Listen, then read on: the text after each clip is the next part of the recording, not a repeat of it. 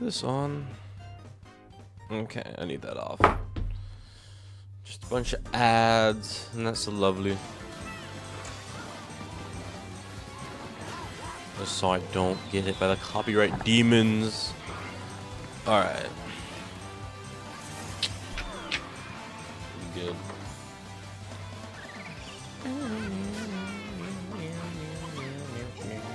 Why do I have so many tabs open?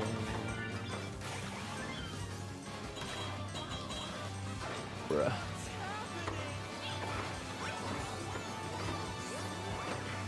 Okay, yeah, high key. I don't want this overlap here anymore. Actually, I don't want to hear this though. I'm gonna have the music playing, but I don't want to hear that. Actually, don't want to hear all that.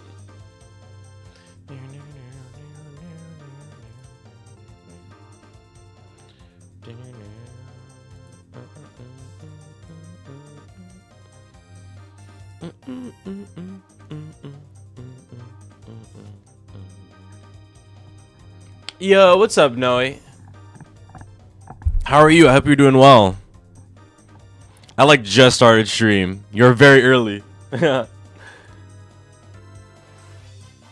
I'm watching Splatoon Esports, so I think hopefully this stream will be interesting. I think this is like the first event they're doing for 2026, so I'm like kind of excited. But I think I've been doing pretty all right. Thank you. I hope you've also been well. Any plans? Yo, what's up, King Nintendo? How are you, man? I think I'm using the right mic. Also, let me know if my mic is, if it sounds good or not. I don't know if I'm using the correct one. I hope it's not the other one that I don't like using. Wait, can I move this? Okay, this is close enough. All right, nice. I can have chat like right in my face. And this time it's working. Now I can see TikTok chat and YouTube as well. So that's, that's great. I'm also having this other chat open for the stream or whatever, because sometimes what's it called, there'll be some like funny stuff in here. Okay, there's 5 minutes left. Okay, there's 5 minutes left. Okay, nice. Okay, and then you should be playing Splatoon music. Okay, I don't even know why I played Mario music if it's supposed to be. Oh god, hey guys, Splatoon tournament going on right now, esports, Mario music. That'll get everybody in here. I'm good. I'm glad you're good. I'm also doing good. I hope that this is like something cool to like stream. Like I was just like on YouTube. I had like nothing to do today, and I was just like, wait, this would be kind of interesting to stream because this is the first event for 2026. So I was just like, might as well watch it.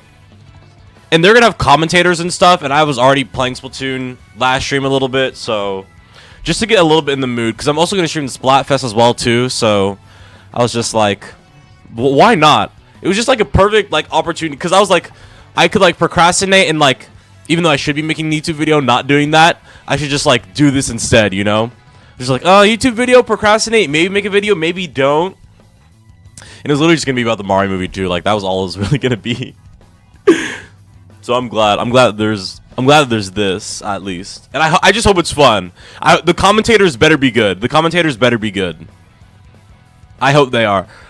I feel like I should get into competitive Splatoon more. I already sweat and try hard all the time, but I'm like an online war. Same thing with like Smash Brothers. I'll just play like hella Elite Smash, and I'll just like get clips for fun to post online. But for Splatoon, I also do that where I'll just like get cool sniper trick shots and I'll call it a day. But I don't know. I've never actually like really sat down and watched competitive Splatoon like that much. It's been like a little bit, but it's just like maybe I should like get into it more, because I'm good at the game. Like I'm not bad at the game. I have a lot of people who like, I know a lot of people who like, I don't know, I just think it'd be fun. I need to find any team. I need to find like a team somewhere.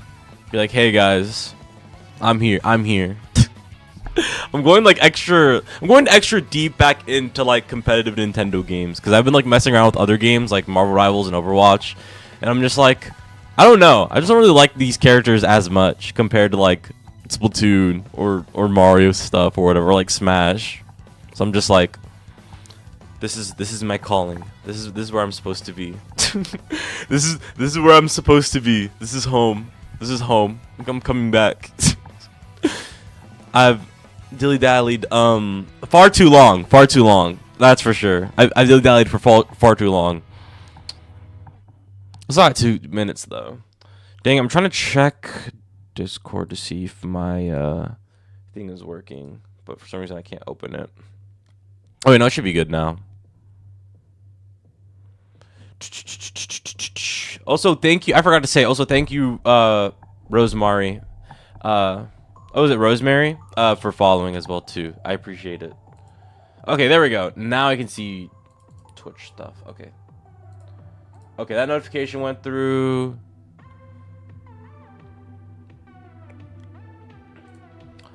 I could have made a better thumbnail. I'm lazy, dude. I'll make another one next time. 1 minute. I hope this is fun to watch. I want to know. I really need to know. I think I'll make a post too, saying that I'm watching this. I gotta do it for TikTok so I can get people in. More people in here.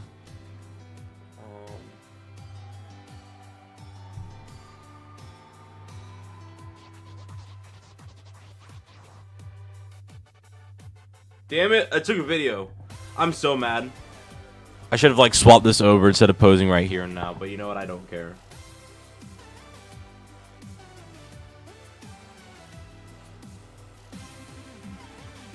Bro, why can't I take a picture? I'm so mad.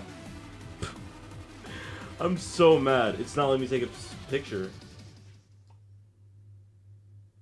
There we go. I'm just gonna put like Splatoon. Welcome everybody to the Splatoon 3 North American League. No, what is this? Spray by Spray host. Bruh. Kent, great to be here. I am surrounded by the A team today because we have Zach, and yes, big money in the house. Milana here. I think they're gonna what's it called? Shoot. Number one as we Dude, I wonder if they're gonna disable the chat for this one, because that's what like they always do. They always disable the chat on here because of people like what's it called? On the cusp of a new one. Typing weird stuff. Some things have changed, but a lot have stayed the same. We've got a lot of teams that are still vying, but a lot of new teams entering the picture. A couple of rule changes. Okay, actually, no, I'm not doing this. I don't really care. Hopefully, people see it. If they do, they do. They don't, they don't. He was talking about things that are new. I can't be bothered, actually. What I am looking forward to is that same level of competitiveness. I'm just so excited to see some really good old-fashioned. Fade out ruined it. All right, well, let's go ahead. The timing. Where am I? Where are my kids? For this year's season, and we have a lot coming at you. It begins. Dude, look at how much stuff they have for esports, dude. Look at this. Fridays at 10 a.m. Pacific. This is weekly. Really, the heart of this whole thing, the Splatoon 3 North American League 2026. The event dates Saturdays at Sunday scrim. With the top 8 live streams. I actually want to start competing. That'd be so much fun. Sunday, you can downshift it a little bit. Have some fun with your friends. It's the Splatoon This looks better anyways. I'm going to keep it like this. I I don't care about that other chat too much. No matter how funny it could potentially be. We know. It all leads up to the Splatoon 3 North American League 2026 playoffs. That live stream both days, June 20th and 21st at 12. I would just be happy to be on like an official Nintendo live stream, just playing that. Here's the scoring and how it will work every single event week. The ladder gives you an opportunity to get most of your points, but if you can get your team into top 8, you have a chance to add on to your score. If you look at the top place team at the end of each event week, you have up to 100 points that you can score. And what's interesting this year, Zach, is it's not 5 events, it's just 4 events where you're taking your top scores to figure out where you stand at the end of the season. Yeah, and as we've discussed, you know, that can lead to a benefit or potential ruin for some teams. It gives you more. I wonder what the compositions are going to be like. I don't know. I wonder if the compositions are going to be kind of like. I just want to see Splat Roller. Give me Splat Roller one time, and I'll be happy. Because that's what I want to use. If I were to ever do this. We're bringing you the top 8. As we get to the rules for top 8, there is a lot of great stuff to keep in mind here. Her seed. Choose the mode. Lower seed will choose the stage. Okay, wait, I'm learning stuff. Wait, this is great. Winning team chooses the mode. Losing team chooses the stage. Oh, each game can only be played once during the match. Okay, this is really good to know. Wait, I'm learning actually. Each mode can only be played once during the match. Oh. Dude, they even do turf war? Wait, Splatoon competitive, they do turf war as well? We have a lot. Of Actually, great I didn't think that they were gonna stages actually do that. I thought that it was just gonna be like, that, I didn't think that they would care. delicious Okay, that's ramen fire. hanging above the stage is It's kind of looking funny. I don't really see pretty Turf War as like a mode delicious. sometimes, but And, like, very exciting I still for love me it though. I still to love Turf War. see these What? players and how they interact with these new stages. This is going to be great. Okay. Oh my goodness. Let me knock my mic. Okay, higher seed chooses the mode. Lower seed only chooses stages. But these are the only. But they have such a small. Okay. Wait, how many stages were there? Was that Wait. I want to see how many were. This is Okay, gonna be 4. Okay. They're your first overall They got seed 12, in the latter dude. portion. That's more than competitive Smash, bro. That's more than competitive Smash. Oh my god. That's more than comp Smash. We have like, I don't know. We have like what? 7? There's like 7 competitive stages in Smash Brothers. You can pick 4 in Ultimate. That's like all you get. I'm mad. Triple Dippers saw themselves in the last season as part of a Winner, team called quarterfinal. Clones Oh NA, wait. and their See, I don't know how they're finish like. was number I don't know how they 2 do these things because I know this isn't like the first one. But this says it's winners, quarterfinals. Season of the North American League, and they're consistently pushing for top 8. I guess so I'm because looking forward it's to see like what they have do to bring the online this season tournaments to and then the they league. like really stands out is the participation build rate up, of all up these in teams. order. They've People been like busy qualify all and of last stuff. season.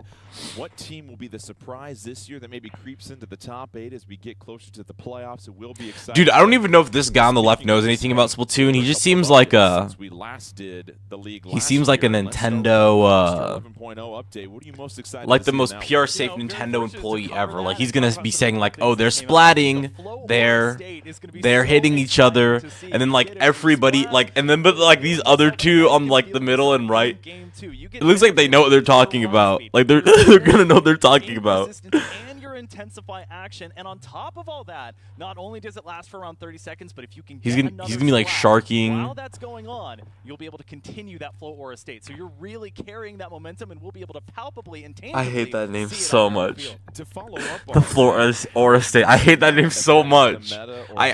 Man, I can't do it. I can't.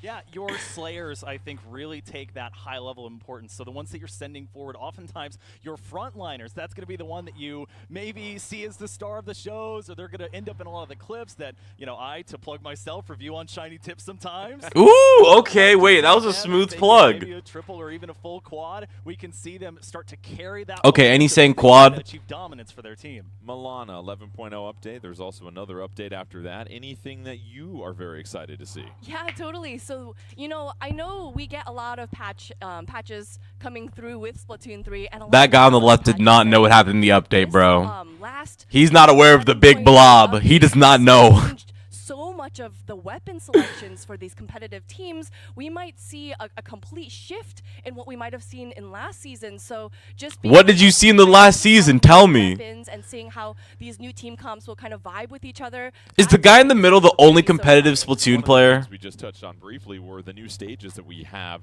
as part of the rotation. For Like he asked her American League what was like in the 26. new update, and then she was just like, some stuff changed. We're gonna see something new, but they don't say actually what happened in the previous season though. Mako Mart popping up everywhere last year, but there's a couple of stages here that really lend themselves to Dude. Yeah, I think one that stands out is Mahi Mahi. That one, I think, for Splatoon and maybe even Turf War is really going to come out. It's a finicky, tricky stage. See, where this you guy, get he knows someone at the ball, start, though. and then when you He really knows get ball. whether it's He knows before or ball. halfway through that game, or if it's in one of the ranked modes, when a team reaches a certain point in their quest for victory, you unlock the rest of that. I can tell, stage. too, Then and he it's has really the, gonna come down to the blue are light teams glasses as well. that can lock down those high ground areas, because there's really not many of them to speak of. And we are going to get set for Splat Zones for our very first game coming up here in our first match. And to give us that expert explanation of Splat Zones, what are you expecting to see here at this high-level play? Like he keeps on telling other people what do they Splat zones, think. of course, it would be the most palpable or tangible with Turf War. only Your one. main goal is to, of course, splat the zone, whether there's one or two. That's what you got to do, and just control that designated. Wait, I splat kinda wanna zone look by up this guy's covering the YouTube. He seems area like as best you really can with your team's ink. Chill. If you Hold control on, it wait. for 100 I'm gonna find this real counts of quick. the countdown clock, then you're able to knock out your opponent. However, I think I've there seen are, this of course, before, times though. where you're not able to get that knockout. So when that happens, whichever team has fewer points or fewer counts at the end of that match is going to be the winner. I think a lot of these teams love going to splat zones. It's something that we'll see, I think, early and often. So get prepared to see a ton of it. Yeah, our first two teams will be Ink This versus 11'8" Bridge. We'll probably go just 11'8" throughout most of this to save people the breath here. But going to splat zones here, Milana, it always feels like there's a sprint to establish the zone first, but really high-level teams are capable of finding a way to get the I don't think I'm gonna be able to find his YouTube channel. Zone back Damn it. to tilt things back in their I hate not being as aware. The competitive scene right now has been relying on this anchor position, and having that anchor position just be able to hold on to that zone, hold on to that territory while they are pushing the enemy teams back. I think I like that's Smash really terminology incredibly more valuable when it comes to spot like zones, and we're gonna see that a lot. And we're going to see it on one of our compared to new Splatoon. stages. I It's think we have a cool global names for dominance stuff. zones I between think our names are like this 10 and times 11'8" 10 times Bridge. cooler. We're getting ready to go here in just a moment. So this was one of the stages that you highlighted again, Milana. Going back to it, anything that we might see in particular on splat zones here in this nice bowl of ramen? Yeah, so next to the bowl of ramen for sure. That is the territory that these teams want to That's all we care about in this stage, of course. So what we really want to be considerate of is that there are kind of avenues and High key, I want to see if for there's teams to anybody be able else to enter streaming the this. central area in which they need to control. So being Should I check? able Actually, to I be was check YouTube. I should check acknowledging Twitch that there instead. are other avenues that the other Let me teams make can sure kind that of my enter streams are this muted central on here. area, Like there's and no audio coming being out. careful not to get kind of taken for a loop, and making sure that they know exactly Splatoon where the opponents 3. are is going to be key for this stage. Both these teams. I think everybody's just playing Splatoon. That is so funny. Single zone splat zones. It is quite the scrum to get in I wonder there if and then to keep the opposing team out. How quickly I think I'm actually the can only teams one. Start to push out from the zone and put some pressure towards the opposing team's spawn. Well, it's important kinda on this funny. stage, but it's especially important on this stage because there are lots of There kind of are tiny viewers on hallways that Twitch you though, see more on than this stage, YouTube. Wait, especially that's so getting up crazy. to Take this L curve or L transition to get to the actual zone. I'm gonna check. And from there, if you let the opponent get past the zone, it can be really easy to be locked into your spawn. So a couple of the weapons that were pointed out in 11.0, the Dynamo has really started to see its day. I know Milana was talking about placing that sprinkler at the bottom of the bowl of ramen. That's a weapon that's capable of doing that. Damn, And I yeah. would be remiss not to talk about one of my favorite weapons, the Tri-Slosher Nouveau. I think that's a weapon that with multiple levels of the stage, you can Tri-Slosher. kind of stay below, shark on a wall, peek out, get a splat or two, and then have your tactical Damn, ability, which we know that's is insane, so dude. important. Yeah, you mentioned a lot of the different weapons you can go with. Do you That is have so a funny. special that you prefer to roll with in splat zones, Milana? I know you are pretty adept at a couple of them. but any- I think I'm the only one who's actually watching this You know what, I live. kinda wanted to build off of,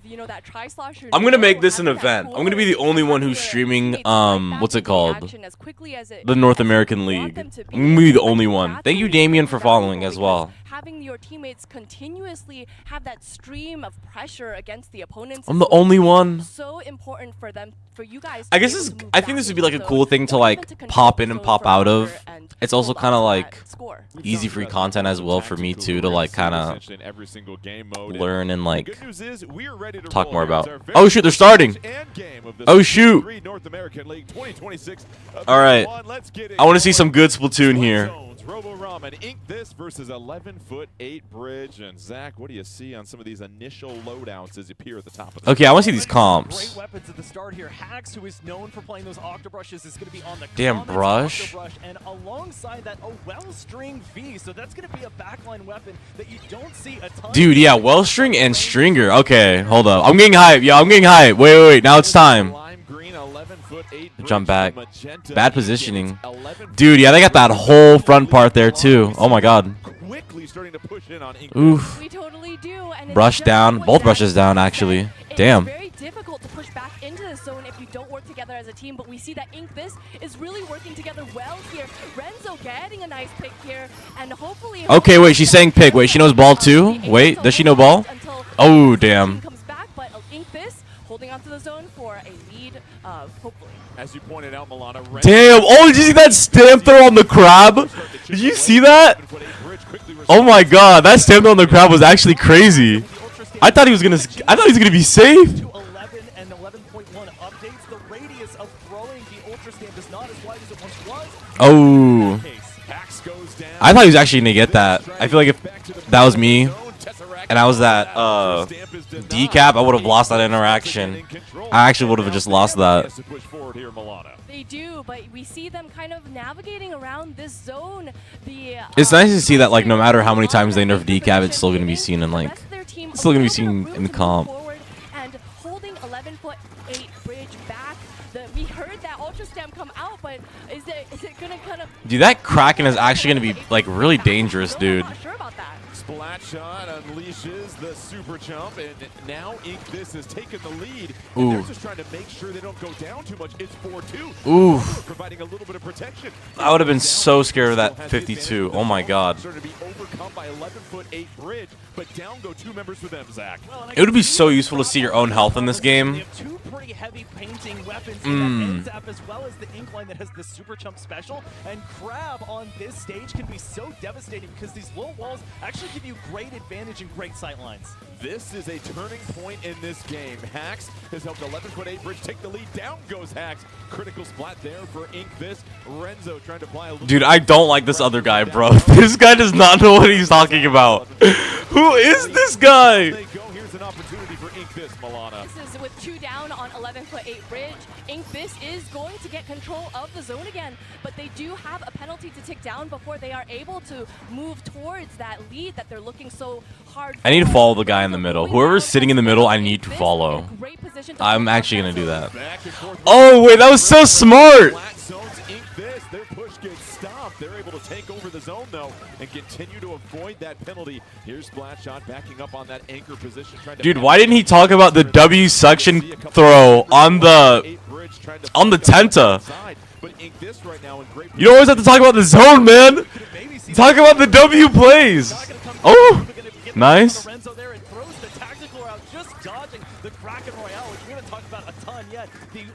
Dude, he's fighting for that zone solo. Oh my god. Yeah, put me as a commentator on this, bro. Put me as a commentator.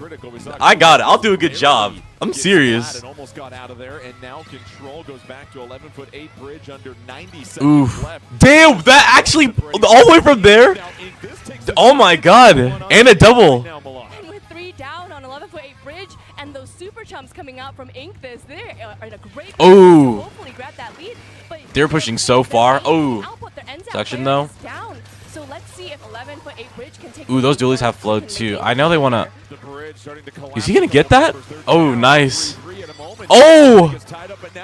Nice. Last shot? Oh, no, he already used the other ones. It was still there. It's still their zone, though. Okay, now they lost it. Oh, my gosh. And they keep it again. And the Kraken, too. A pick here for sure. Really? No pick? Maybe? Oh, goes there anyways? And with brush, it doesn't push back. It doesn't fall back. It pushes more. What? That brush is crazy. 11'8" bridge still trails under 30 seconds. Dude, go back to the brush. Oh, brush dead. That was insane. I actually can't tell. And they take the lead back too. Oh my god. Down to 7, they lose control. This will have to make one. Brush back takes a. Oh my god. 3 seconds left. 11'8". Ooh, and they win that. Oh. For one, Splat zones back and forth. 11'8" bridge. Dude, that name is so funny. Dang, that was actually crazy. Yeah, totally. I'm entertained. This is hype. I'm entertained. I'm entertained. Wait, I'm entertained.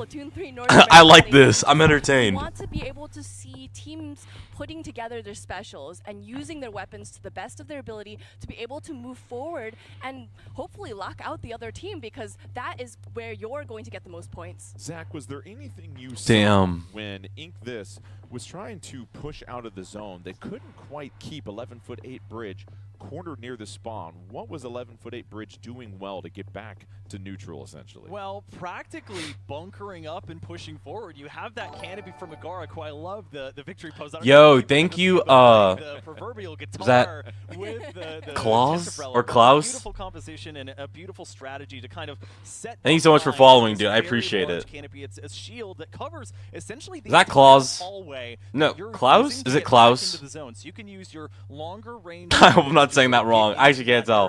Thank you so much for following. I appreciate it. I hope you are enjoying. This is good, dude. When the match is actually like going on, this is good. The talking right now is like okay, I guess at best or whatever, but Rainmaker for our next game. ooh, Rainmaker next? Okay, fire. Dude, this is like when I did PBs, we would actually start off with the special modes, but I know they get to pick though. Sometimes you blink and you miss the entire game. So the goal for the teams is to pop that Rainmaker shield. Yeah, I already know this though. Okay. Yeah. Yawn. I know what this is. I'm glad they explained the rules on how it works and like counter picks and stuff. Dunk it onto the pedestal, after passing. I hope this is a sweep though. I want a wipeout at the start, and I want it to get to like I want it to get to 1 if they can. Going to be deemed the winner. And it's always interesting, the strategy when you have the Rainmaker, Zach. What are you trying to accomplish when you've got it? Clearly, I'm so going to stream this next week if I can. I'm so going to stream this next week. Going to be swarming towards you, of course. For sure, and marked in the sense that the enemy can see your progress, see where you're at, and it's going to be so difficult, especially on a stage like Crab Leg Capital. I more so associate with Crab Leg Capital. Rainmaker, you're going to have to use ooh, the grates I like that. I like that map. Stage, and that can be kind of slow. You can't swim through. I would have done so bad on Robo Ramen. Like actually, I think it's something about the lighting on that stage that like throws me off. I don't know. Yeah, to build off of that, Milana, you don't get a chance to really swim or do anything quickly in Crab Lake Capital. You've got unless they're gonna use cooler. What's the team approach when you're trying to shield that Rainmaker, trying to advance that, and you're going at a snail's pace essentially? You know, it's funny that you use the word shield because I'm thinking of that tent umbrella, right? We're thinking that we want the umbrella would help. Be able to use it as like a lot. Moving shield. So even though you're moving at a I like more risky plays though. I like using Ultra Stamp. I think the Rainmaker just like falling behind. Yeah, throw cooler for that. Here. And then of course, once you have a substantial lead, is there anything that goes through a team's mind, Zach, where, all right, we have a lead, we maybe need to focus on playing a little bit more defense here rather than risking things to be offensively minded? I think in the community there are assumptions on certain stages of saying, okay, on this stage, getting to, for example, 20 is relatively safe versus on this other stage, 20 is very dangerous. Like, you should not be sitting back on your laurels at this point. And I think Crab Lake Capital, when you get past where all the grates are, when you start to get into where the enemy spawn and that court area actually is, it's a little bit safer, but I would really never advise fully playing defense and staying back unless it is literally 5 seconds left, you have the Rainmaker, and you can fall all the way back to where the enemy can't get you. You mentioned speed, Milan. It feels like... Where can you hide good on Crab Lake Capital? To where you can't get hit anywhere. I think grates are fairly safe. Where would I spawn? Ooh, where that, oh, I don't know if that's a no Rainmaker zone though. So taking a look here, we are still going to see an Octobrush, but it's not the Comets this time. We are going to see that Vanilla Octobrush come out. Vanilla Brush. The Vanilla Tri-Stringer as well. So Splatshot going to have okay. 5.1. They're using stamps. Okay. Okay, yeah, actually that makes sense. You wouldn't want to use the other brush on this map because of the grates. Because you just can't use your special there. You couldn't push, you couldn't do anything like, what's it called? You couldn't push at all like how they were doing the last match at all. You just wouldn't be able to push. And they are now I'm a way better commentator. I'm playing a... oh, shoot. I'm paying attention to like what they were doing last match and everything. Like I said, I'm the better commentator. You know what I'm going to do one day? I'm going to just mute these guys. I'm going to play my own music. That's what we're going to do. Oof. Oh, they wanted to get that. They really wanted to cancel on that. Oof. Dang, and no jump away as well. Damn. I would have went, honestly, I would have went for that slice too. I probably would have died there. See, look at, there's that tent umbrella usage again. Ooh, see, look at that. Ooh. Okay, I was talking about it before. Ooh, they fall off the map too. Dude. No way. No way. Oh, they came back up. That Brella was living for so long. And now it resets with the Rainmaker in the middle. And Ink This just trying to get a little bit more positioning. Seems like a lot of the turf right now was blue. Ink This doesn't have a whole lot of... oh, damn it. No, they don't. And remember, turf is going to be the name of the game. They were choking a bit. Have that turf, you don't have that mobility. And already this this stage has such a limited amount. Are they really gonna push up on the vac? And they die for it too. Why would they push up there? I would have been like, yo, decap, I need you here now, bro. Please. Make it back into the fight zone. Weat trying to apply even more pressure. We saw Weat going early, cover up a lot of that turf. The shield for the Rainmaker goes down. Weat hopping in the crowd. Yep, crab tank. Okay, they're gonna get the pick there. Yep. They're gonna get that pick, of course. Yup. Dude, had to run straight back. Oh, they actually cleared a path for him. Oh, nice. Dang, that was actually really good. They got it up to 40. And that's like a pretty good spot. If they lived somehow, that would have been an amazing spot to like push even more as well too. I feel like you never get a chance to go up there like.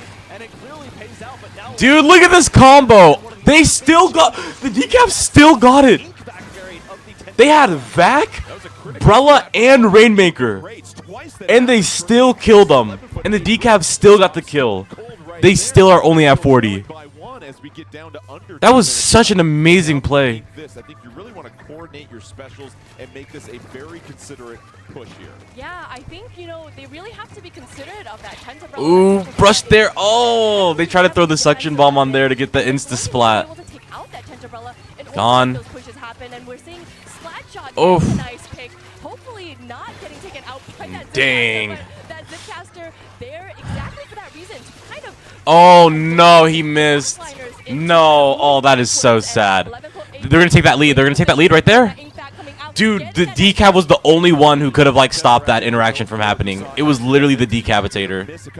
And the slice too. They're gonna get on top. Oh my god, only at 1. That was an amazing push. 11'8" bridge. All right. Good players. I'm liking the strategies that they're using too. It's solid. It's really solid. I respect too for Tenderella users. That weapon is something.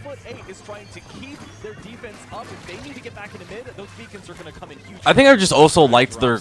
I think I just also like their comp more as well too. Like that is just such a good strategy, dude. Just like the synergy that you get from Wellstring and Brella is absolutely insane. Whenever I see that and I'm playing, I'm just like, dude, I'm just mad, dude. Unless I'm playing like a blaster. If I'm playing dude, honestly, I think that's what their team should like use. I feel like I always have a good time if I'm just playing blaster against like a Brella. They could just keep the stringer. They could keep the stringer too. Not gonna lie. Dude, they're not giving up at all. Dude, they're actually gonna. Yeah. Dude, that was so good. Inkback is so good. Oh my god. Just the game within the game within the game. Getting to 1. Dude, Inkback is so amazing. Bro, Inkback is so amazing. Inked enough to where it does not explode, but inked well enough to where they cannot explode it and force that overtime. It really is the mind games that I love to see in these matches. Dude, yes. That was such a good play. But they play, okay, so I'm assuming however many stages it is, it would be a best of, right? You don't even get a chance to get it wouldn't be like first 2, right? Yeah, it'd be best of. Because there's Turf Clam, Tower, Rainmaker. Yeah, wait, no, I mean, like wait. Zach said, no Turf push, Zones, Rainmaker Rainmaker, Tower. Push to 1, I would say is Clam? pretty good. There's 5 that you can play. We had that conversation about defense, and if they win 2, right? If they win 1 more than it's over, right? That's GG's. I think when you are that far removed, and if you can play at least for this team, that's why they have multiple. Of the stage without having to play it next to your spawn, I think you're more than well off. I'm not tripping, right? Yeah, there's 4. Yeah, there's 5. Control action, and so Zach tower control, nice. Tower control, take us through. Okay, I like how they do this order too. Tower control, it's another super fun. Zones, Rainmaker, Tower. Jump on that tower to take control of it. Not so bad. One person has to be on. Not bad. If no opponents are on that tower, then it will begin moving toward the goal. So an opponent can jump on and try to contest things here. You ride that tower to certain checkpoints that are on the stage, and eventually to your goal, which would be at 0. But if neither team is able to reach that 0, that final ultimate landing spot, then the team, of course, that comes closest is going to be your winner. So look for high-octane action here, and something that we haven't really gotten to talk about or see today, blasters, and I'm just waiting for Yes! Okay, I was talking about that earlier, too. I wanted to see more blasters. Do you expect any tent action as well, too, with tower control? You know, I would say it's a little bit harder to justify using a tent on tower control, just because you have this moving tower, and if you hold open the tent a little bit too long, maybe the canopy is going to launch. Sometimes the move in front of the tent, and then it just kind of like poofs. So which like, you know, it's not really great. That's why you use Big Bubbler. Big Bubbler supremacy. I've been using Big Bubbler ever since like the first Splatfest, rock versus paper versus scissors. A little bit more maneuverability and a little bit less hopefully launching your tent and we'll see. getting it. We'll see, and obviously some blasters we'll expect. It'll be tower control and Hagglefish Market as we get set to go here in just a moment, Milana. But going to Hagglefish Market, tower control on this particular stage, what jumps out at you? Yeah, so a lot of the checkpoints that this tower has to stop in, it's actually a little bit precarious because the enemy is able to drop down and have a very clear view of the tower. So you're gonna have to think defensively. So like I mentioned, maybe something like Umbrella could help kind of push those enemies back away from the tower so that you have a little bit of room, but also having your teammates move forward in front of the tower so that you can kind of stop those the opponents from dropping down and having that position to begin with. And it's been interesting, Zach. Both of our games have been relatively close between Inkthis and 11'8" Bridge. It's just been that one extra push. You can't say that 11'8" Bridge has dominated the last couple of games as well, too. What adjustment do you see, if any, for Inkthis possibly? Yeah, I think classic case of, you know, the scoreboard doesn't show the full result or how back and forth that these teams have gone. But I do think the composition changes that we saw from Game 1 to Game 2, they were more so around the kit for the same weapon. We're not really seeing any weapon changes. And there are teams who their players only play one weapon, and that's absolutely okay. But to Milana's point earlier, sometimes, even if it's within the same class of weapons, like going from a Tent Umbrella to another Umbrella, if you can make those adjustments and still find that level of comfortability with your play, that can sometimes turn the tide and send that momentum rocking the other way. Yeah, it's a good point, Milana. Sometimes it's not these big wholesale changes, but just little tweaks here and there that can just change things in your favor. And I think those teams that are always willing to experiment tend to have the most success. However, Inkthis will have to have a lot of success here if they want to keep this match going. They're down 2-0 in this. All right, blaster time? Who's using a blaster? No, using the same comp, dude. No blaster. I thought they said they were going to use a blaster. What? I do kind of like the splat dualies coming out. I love that mobility. I think that mobility can really push ahead of that tower. And damn, you're using like the same comp too. To be able to you think they'd switch? That tower. Oh my god, I don't know what they. Oh my god. I think that Tentacle is going to cause Inkthis a lot of trouble. Dang. 11'8" Bridge grabs the tower first. They're up 2-0. They are the team in the. Are they lag? Why did it look like they were lagging for a second? Down go 2 members for Inkthis with his tower. This is an online tournament. Whatsoever, Zach getting to the first checkpoint just like that. Yeah, and we have a Trizuka in the mix now, which we see Agaric have online. Oh shoot. Lose their canopy, so they're going to jump out and smartly save their special progress that they've built up. Hax, on the other hand, still on that Octo Brush, not really shying away. They say, I'm in it to win it, and that helps them extend. Dude, I can't see the name Hax. I'm like not think of Hax money, man. Literally could not think of Hax money, man. This game as members of 11'8" Bridge continue to just hop into the middle of the fray here. But as that tower starts to reset, Inkthis will hop on it. Down goes a member for them. It's a 4-3 advantage for 11'8" Bridge. Here's Splash Shot trying to pepper in a few more shots. Killer Whale comes out. That'll force them to retreat as 11'8". Dude, yeah, and that tent is going to be there for free, too. Look at that push-up as well. Coming out, hopefully trying to get a pick, but unfortunately unable to. The Crab Tank coming out, giving a little bit of defense from Inkthis, but Inkthis is going to have to clear that tower before they can even focus on moving it back to neutral. 11'8" Bridge. Damn. Great job holding onto that tower and pushing that lead and hopefully making that checkpoint. Yeah, you saw Koopa go down, had the Tacticooler ready to roll, couldn't deploy it for Inkthis. Tower's going to reset a little bit, but you see 4 members in one special ready to roll for 11'8" Bridge. Down goes Hax, though. Tesseract trying to hold down the anchor position, takes out an opponent. Down goes Tesseract, though, so Inkthis responds responding well, and now Ink This has the 2-1 advantage, Zach. We were really watching a slow walk off a long pier there with that Octopus trying to make it to the tower, and Ink This doing a great job. This, I've actually been loving the crab tank usage. It's actually been great. Now it gets And they still live that. Oh my god. Ooh, they did. Damn, and a wipeout too. They're gonna get an amazing push off this, I bet. They do. Tesseract in a great position standing on that tower, that killer whale coming out, but you know, sometimes the killer whale just has a mind of its own and not really sure where we're going to be targeting. Renzo with the sharking here, they're able to hopefully grab that. Ooh, nice. And this is going to be great position for 11.8 Bridge to just hold on to that tower. They don't even need to make that push just to be able to hold on to that tower. Oh, damn. I thought they were going to get like a double right there. But in this third game, it's all 11.8 Bridge with the momentum, pushing things deep into the territory of Ink This. Once again, that flow aura state is actual visible proof. Stop saying the full thing. When you extend it, you get more ink painted at your feet, so that allows them to scale up. Ooh. Unfortunately, X made Damn. an example of as they face the wrath of that throne. Ultra Stamp, Splat Shot gonna get a pick and look for that Killer Whale 5.1, which, by the way, both teams are sporting here. The one for 11.8 Bridge. Damn, and a snipe too. I don't even know if that trade was good. I really don't know who that benefited more. I genuinely cannot tell who that benefited more. Because like, yeah, you canceled the Zuka, but then it was just like also like, you know, can't push tower. On the stage right now, that allows 11.8 Bridge to recover. Not helping with the defense. You see Ink This. Time is starting to run out for them, Milana. They have got to put something together here. Really nice, do. okay. Even though 11.8 had many members down, we could still see Oh, wow. was mostly purple, and that purple Dang, that color positioning was could still crazy. give 11.8 Bridge Like the roll in, I was not expecting the roll in. That was ballsy.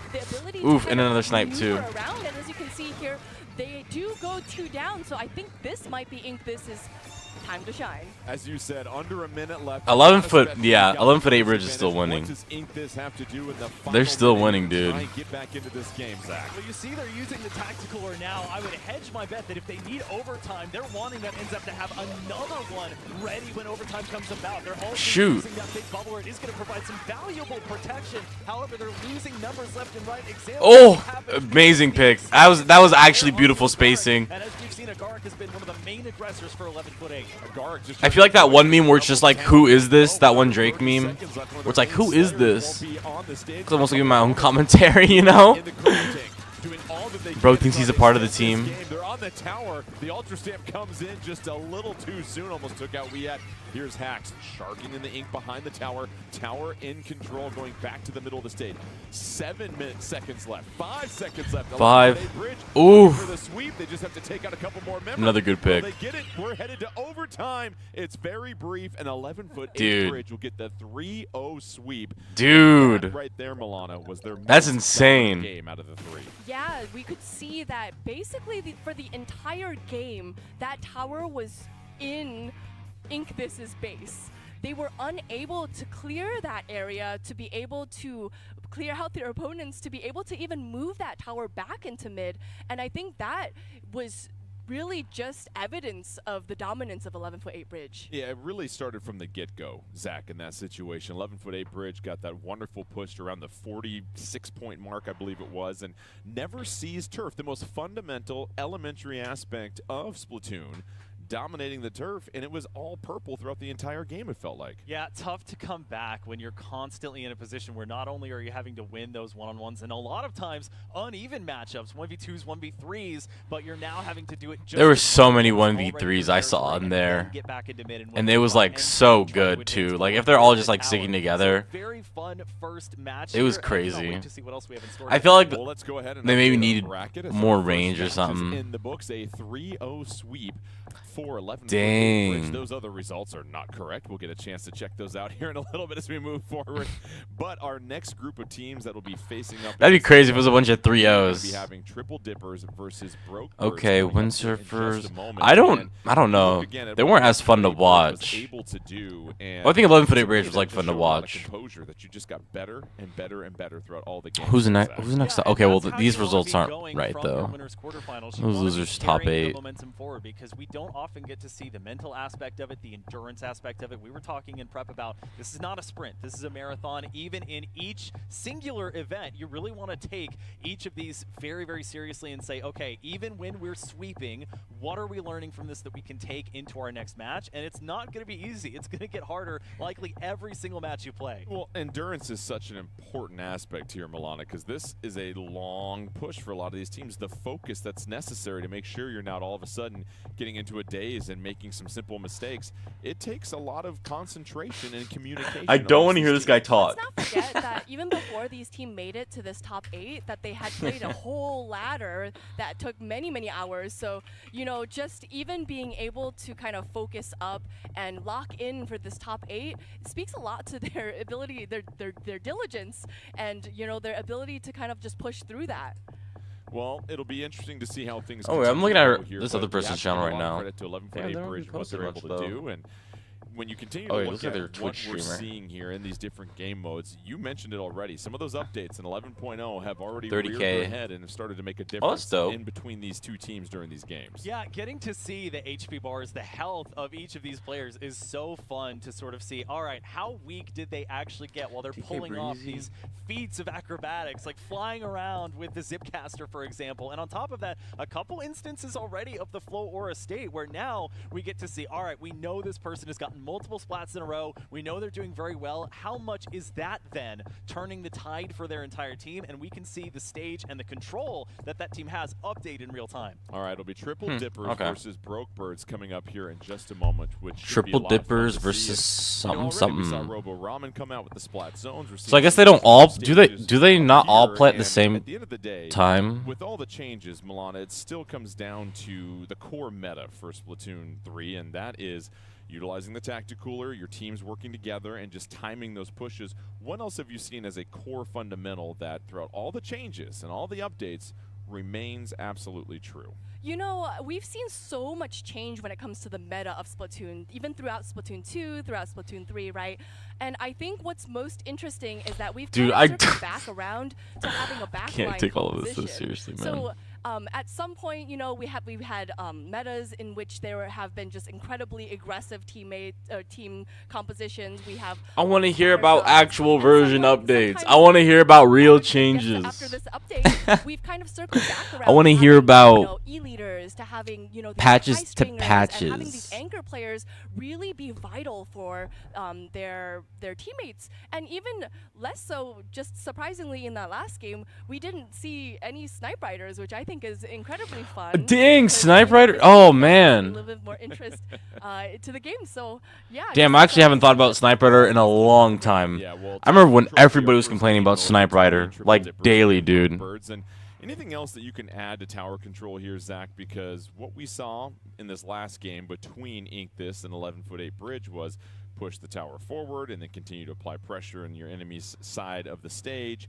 Hop on that tower when you can, look for that opening. What else is going to be a critical component for any team to be successful here? Well, I like mentioning that tower control is a measured game mode. You can go as crazy as you want. You can get a full wipeout. They're set all the way back to spawn, but that objective is only going to progress so much. It's on a fixed rail, so you have to prepare for the inevitable next team fight, and that may not be in the most optimal position that you want it to be. It could be only a bit away from mid, or it could be in a not very fun part of the stage if it's on a lower elevation and the enemy team has the high ground where they can use specials like we saw Crab Tank in that last match. That Crab Tank was actually so oppressive, dude. One or multiple members. I'm gonna start using Crab Tank. And force them to scatter. I'm surprised how many like basic kits that were just in the matches in general. Well, there was a bunch of basic kits. On Mako Mart, and this is something we've seen several times here before. There is no way this guy is still talking about Mako Mart. I don't want to hear this guy. This guy doesn't know what he's talking about, man. Yeah, no, a lot of competitive teams love Mako Mart. Mako Mart is just true. Name 5 side. Splatoon. This is what it is, right? So having. Name 5 Octolings. Name 5 Octolings right now. Well, here we go. Name 5 Octolings. Between Triple Dippers and Broke Birds. Okay, that Tri-Slosher. As our two teams get set to do a little shopping. There it is. Oh, that's so cool. They show who uses the camera and stuff. That's so nice. Snipe Rider back. Okay, these are okay. I'm seeing like newer kits in here. From 2025's version of the S3 NAL, which did very well consistent kind of top 16 player that's looking to stand out. And on the opposite side of things for Broke Birds, that Stickers Stamper is. So if somebody isn't good at using the camera, then we know whose fault it is, you know? Like, if somebody isn't using the camera well, they'll show it to us. Dude, Booyah Bomb is so good. Okay, you guys want to know some real ball knowledge? You want to know some really good updates that actually happen in this game these commentators will not tell you about? Big Bubbler used to be able to handle what's it called? Booyah Bomb pretty well, but there was an update. I don't remember which one it was. I think it was like a version 9 update where they made it do like 40% more damage against Big Bubblers specifically, like against the special dude. Because, like, it would just shred through it normally or whatever, do, like, its basic damage. But then they made it do 40% more against Big Bubbler, dude. And I remember talking about it in an SNNC because I was so annoyed that they changed it. Because now it just shreds through, dude. It used to be safe. But now it basically just evaporates, dude. Like, 40% is, like, such a big, like, that's such a big number. Like, that is nothing small. That's some real ball knowledge. I remember that update. I was paying attention, dude. Coming out and 3 down on Triple Dippers. I think they're in a really so that's like going to be super annoying for them. I bet they're going to hate having to deal with that. And come back to it. The Tacticooler coming out, everybody grabbing a drink, the Booyah Bomb coming out as well. I wonder if I should watch the when they do the Japanese tournaments. I wonder if I should watch those as well too. That'd also be like a kind of fun thing that like nobody else would probably be doing. Oh, did not get the second pick there with the Kraken. There's that Tri-Slosher, dude. Dude, that Tri-Slosher will just delete you. Tri-Slosher, man. Oof, and a wipeout, too. And Flow. Did the Slosher have Flow, too, or is it only the mini Splatling? But at least we're seeing blasters now, I guess. I don't really know how I feel about Rapids are like... I don't know. They're okay. I don't know how much... I don't actually know how much I like Rapids. Oof. I forget about them a lot. So I'm wondering how well it's actually going to fare here. Nice. Good pick. Nice splat from Nico Chico as we are now at the 220 mark here. That tower just going back. I feel like a lot of these kills here, when it comes to like the Slosher, the Splatlings here, they're getting it done quick. I thought it was a problem with like actually finishing kills in the last matches between those two players or whatever. But this one feels like fast and consistent, dude. Yup, and a wipe on the other side too. Nice. Silver in a great position and grabbing that really cheeky pick on that one jumper. They are able to kind of move forward into that position that we're really looking for Mako Mart. That position right under the oh, dude, that Slosher, man. Dude, I just want to watch the Slosher. I'm not gonna lie, I just want to watch the Slosher. Oh, dang, they jumped into a part of the fight, and they live to and get a Booyah Bomb off as well. And they get an assist. Did y'all see that? What a response from the Broke Birds. Now they're all over the tower, pushing this thing forward. You see them. I'm talking about the plays. Oh, my God. Splatling jumping back.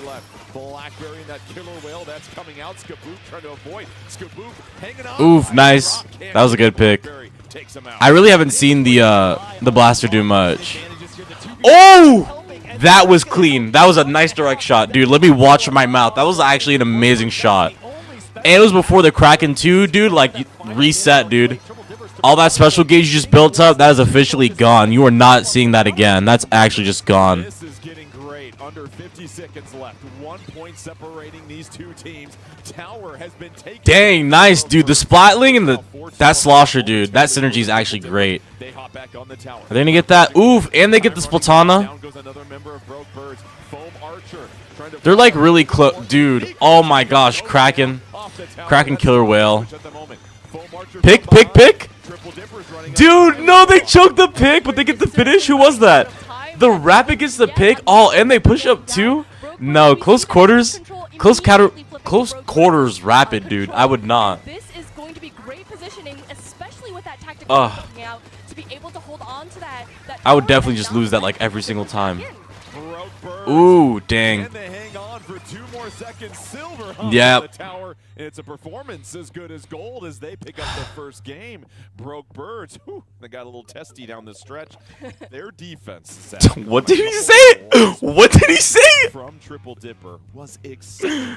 So a couple Oh my points there. I gosh. think first of all, that was not looking great for Broke Birds at the end. They were losing several members, and it was only that sneaky play Dude. to get on top of the tower right. I'm liking this a lot more. I'm liking this a lot more.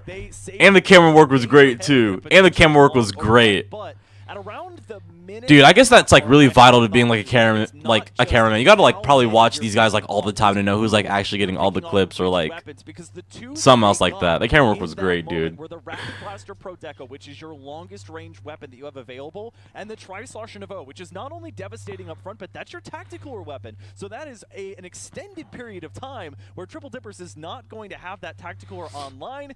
One thing that I need, like if I were to start actually doing stuff like this, I would need to like, what's it called?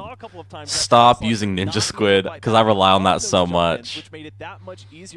Start like messing around with yeah, disruptive kits is a more. really great term to describe all that, Milana. And sometimes, as Zach pointed out, it's not how many members you splat, but who you splat them and when you splat them. And these are all critical junctures when Triple Dippers were trying to get everybody rallied together to make a nice little push. Yeah, I mean, like, it is part of the strategy of the game, right? That we want to be able to I find it target so the key funny players too how that he have keeps been on giving saying us like her trouble name and as stuff. a team, and I think And he has that to like always also like speaks back to lob the it up. communication that I these just find teams that have to funny. have, that they're like, oh my gosh, we have to take out this tacticooler player because this tacticooler is giving us a lot of trouble. So being able to communicate that right in the moment with your teammates, I think is just it's just great.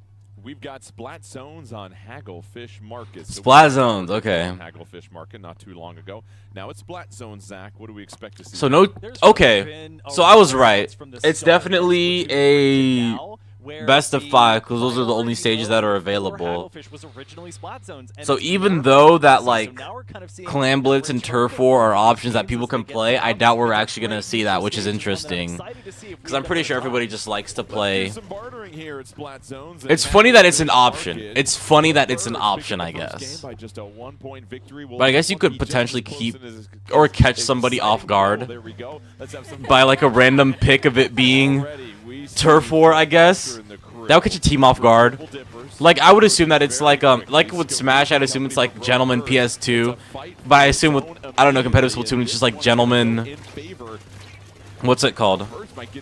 It's a Gentleman to just like play and a Wipeout. Damn. To just choose like the stage that everybody's playing in ranked.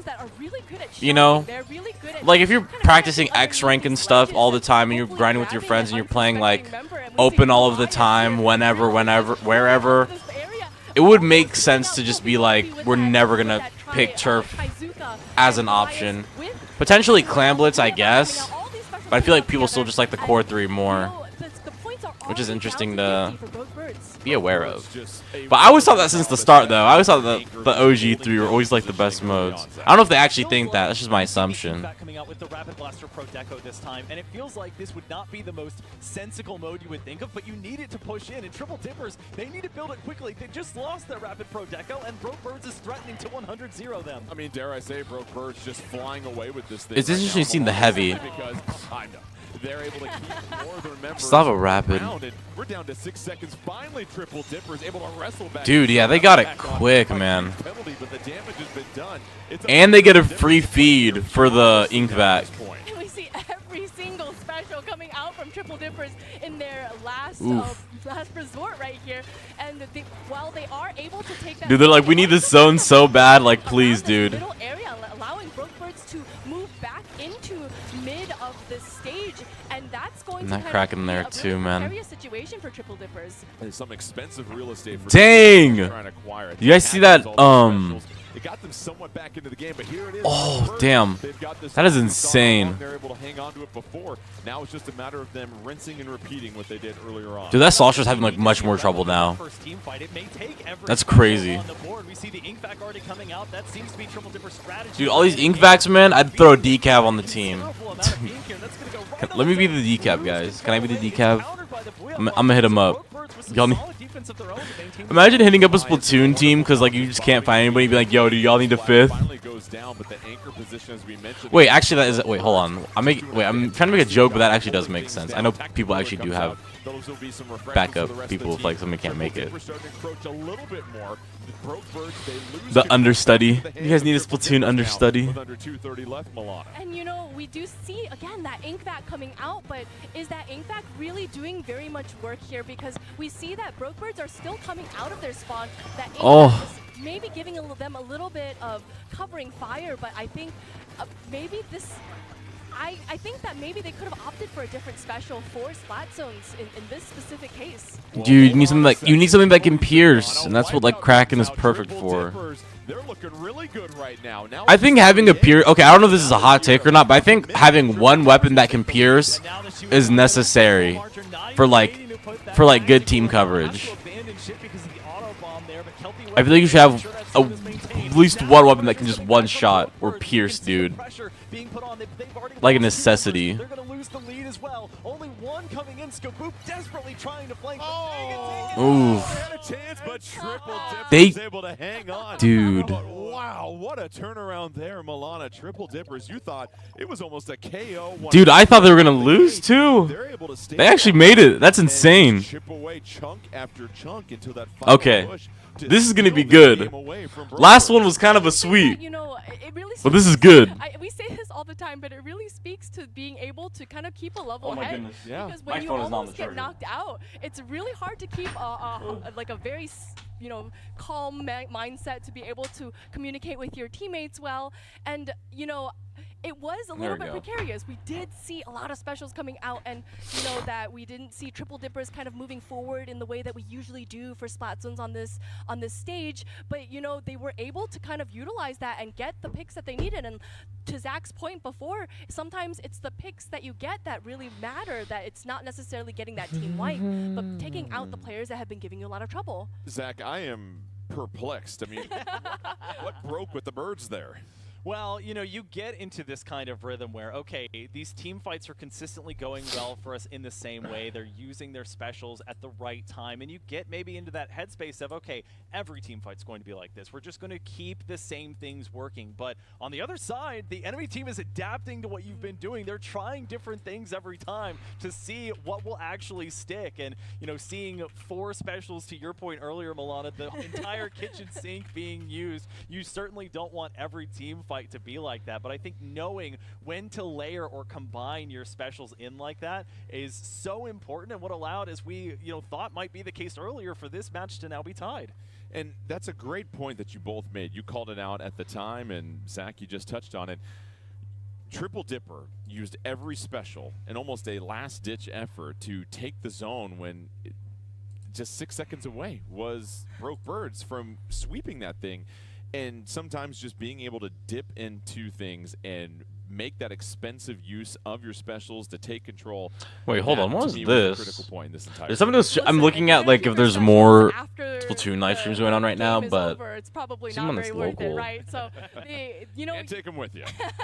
Sometimes you just have to use whatever you have to be able to make it back. But I think it also speaks to being able to utilize it in a way that is level-headed enough to be able to kind of take it back. Because the other, like Zach mentioned again, the other team is also thinking about, okay, well, they have their special online. How can we counter their specials? How can we make sure that we keep control of the this is so sick. even throughout all of these specials? So being able to do that and kind of overcome that adversity that potentially could be there, I think is really valuable. We've got Rainmaker on Undertow Spillway coming up next here, and what excites you about this combination? Well, this was one of the premier stages for Rainmaker. It also features it's one of the 2 stages that features the Horseshoe of Doom, as I like to call it. You can go to that far left-hand side, and after you get that first pedestal, you can kind of go around that horseshoe-shaped area that does not have any inkable turf, but allows you to kind of play with your team fighting on the main bridge area. That second pedestal that you can start with is on the right. A lot of teams, as we saw on Crab Lake Capital, you can start with maybe the less optimal in the long term of the checkpoints, but it doesn't matter which one of the first 2 checkpoints that you get. As long as it's out of the way, you can make that push to the final checkpoint. And on this stage, we talked about numbers and what number might be safe. Getting past that kind of bridge area right in the 15 to 20 range, I think, is the sweet spot on this stage. Both teams have taken a game from each other. It's now time for game 3 in this match between Triple Dipper and Broke Birds. Who will break through and take a lead? All right. It'll come down to this. Next one. Toe Spillway, Milana, anything you see from these initial loadouts? Blob! Wait, I'm so happy. To make a special mention to that Bloblobber. Yes. Generally see Bloblobbers coming out with that, you know, the And they got buffed too. Push that Rainmaker forward. So I think what is definitely notable about the Bloblobber is that sometimes it's really hard to control that flow of the bubbles that come out of it. And Guys, talk about how it got updated in 11.0.1. Nice, missed a flank right there, Zach. An opportunity to give the It like just got it literally just got buffed. Somewhat tied in the middle here. Tacticooler comes out. Rainmaker still up for grabs at this But these guys are another member of the Broke Birds. Well, that's often the MO of Oh my gosh, I need water. saw spectated there, the Stamper as well as But they won't talk about how to get updated in the recent patch though. Slim lead there up But I paid attention. I paid attention. too much too early as Kelpie Welpy in I wonder if they're allowed to talk about patches. We saw with the Because they say it, but they don't like say anything specific. but not the full KO. You know what? I'm gonna be such a like pretentious little creature. I'm gonna like look up when it actually did happen. Splatoon. Splatoon 3 update. I'm gonna read the patch while watching this. I'm gonna read it so everybody knows. Looking to respond, they're regrouping. They've got a special ready to go here. I'm gonna talk about it. Yeah, they're gonna have to kind of work Where is together it? with the Which one- specials to which bring one is that this? Rainmaker all the way to the Okay, no, I said it a little bit wrong. Okay. Latest update, version 11.1.0, alright? This was March 18th. And it was Blob Auber Deco. And it got its damage increased from 30.0 to 32.0. Alright? There's something. There's a little fun fact. And I think they also buffed Tensorellas as well, too. I don't know why they didn't bring that up either. And Octo Brushes as well, too. There was a bunch of brush plays. Well, there's brush playing now, right? And there was one with the last teams. And they reduced the amount of ink consumed when swinging the brush by approximately 10%. See, I would have said something about that. Because I pay attention. Oh, they jumped away! Instead, the team has to retreat. So they get through the first checkpoint, but you See, I thought somebody would have been greedy. I probably would have been greedy. I would have, like, stayed there. I would have been like, yo, I'm going to stay here, and I'm going to pop this, and I'm going to run with it, or whatever. Dang, and they still got another one, too. Oh, dude, the angles, man, the angles! I'm so happy I'm seeing Blob plays right now. They are moving that Rainmaker incredibly fast to that first checkpoint, but they are going to have to make it. I think it's also this guy's voice that's throwing me off, too. He's like, yeah, Splatoon 3. This is a game. Get this. Dang, they didn't get it. They didn't get it. Dude, I think they're going to get the actual hit with the Kraken. And the wipeout. Dang. That'd be so funny. Guys, should I talk like that? In version 11.1.0, we actually did see a buff to the Blob in the Blob Auber Deco. But they lose a member, and now this is a chance for the Triple Dippers here. Booyah Bomb almost getting that Rainmaker and getting a splat off there too. And that's your tactic. You're not going to have that boost to really benefit you. You got to watch for flanks, although there's already 2 down for Broke Birds. I need to make a skit about that. Oh, they almost got the jump on there too, but the other ink, dude. And they get the wipeout. That's a free grab. Dude, oh my god, the squid roll off of there too? That's crazy. Right on the top. Didn't even have to swim either. Not gonna lie, that's like the most satisfying feeling ever. Getting the Rainmaker on the podium, but you don't have to swim up. You can just squid roll off of something and get in there. That's actually great. I love stuff like that. That critical wipeout at the end spelled victory for the Triple Dippers. Yeah, I think at that point the Brave Birds were just really having such a hard time getting back into the action, and I think, you know, dude, it's exciting for us, right? Because we got to see the dunk. So we love lead changes. Give us all of that, please. Yeah. So just being able to see them kind of work together, keep it level-headed, be by that. We'll talk about that you know, blob that angle goal though. pedestal and But just that blob dunk though. it. But that blob though.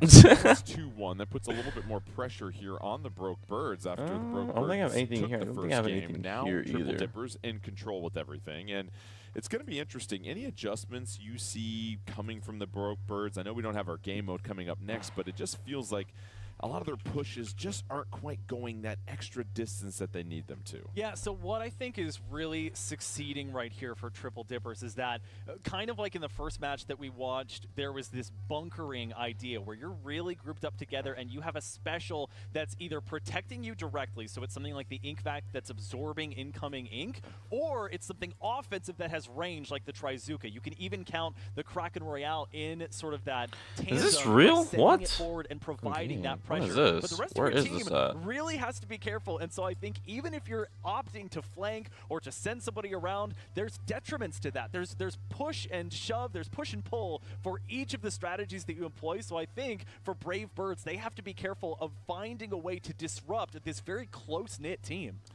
We have Turf War coming up next year, and so Milana, it is the classic mode here in Splatoon, Turf War. But why don't you give us a little bit of a shakedown of what we're looking for? Yeah, so teams have 3 minutes to put down as much turf onto the stage as they can. And at the end of the 3 minutes, little Judd and Judd will do a little bit of calculation. Oh wait, they're actually doing turf war? Dude, wait, I thought that was a joke. Wait, they're actually doing turf? What? And with this, Seriously? people always talk about Wait, they're actually doing turf? Wait, I was not paying attention. I was looking at something. Does that extend to maybe the last minute now?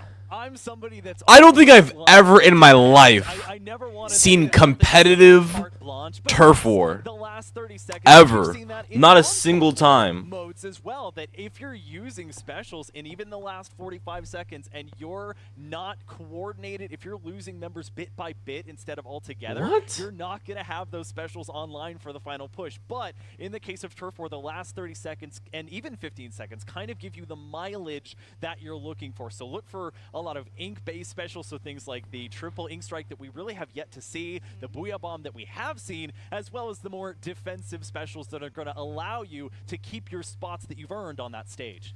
It'll be Turf War on Museum di Alfonsino, so this is always a great stage that we love to call On it. Museum too? Any I- jerks of the This is Turf like, War this is some classic Splatoon. I think actually This is some really classic interesting pick Splatoon. for a stage for turf war. Museum It's too and it's often, turf? There's not that much turf to be able to cover, but there That's are so, like, things nostalgic that for me. If you kind of overlook it, it might cause. I was you not a little expecting bit to of see a little that. bit of headache at the end. Because literally the players that are playing, they get to choose, bro. Create that push at the end and maybe keep the other team pinned on that higher ground near spawn, because if you're stuck up there, you don't really have access to a lot of turf to get to. Yeah, and the spinners, as we call them, the high ground that you get to sort of own. The backliners and the anchor players, they're going to be that much more important, even though their weapons, you wouldn't Dude, necessarily think of them as the yes. best inking weapons out there. Well, let's see here, Zach, if Okay. these teams decided to go with any inking weapons, because if Triple Dipper... I think if I was ever on one of they will these, move like, on and live go streams, to I would the definitely top to put sink down to the YouTube in my bottom side of the name. bracket. What do you I say never about put that? YT in anything when I'm playing games online, but for this, I definitely would. Spray come out. It's going Love to it. have this Yes. color screen Yes. and the burst bomb joining up with that tri-slot. Ooh, as well Aerospray as too. Rapid Blaster Pro Okay. So that I get to see some Aerospray.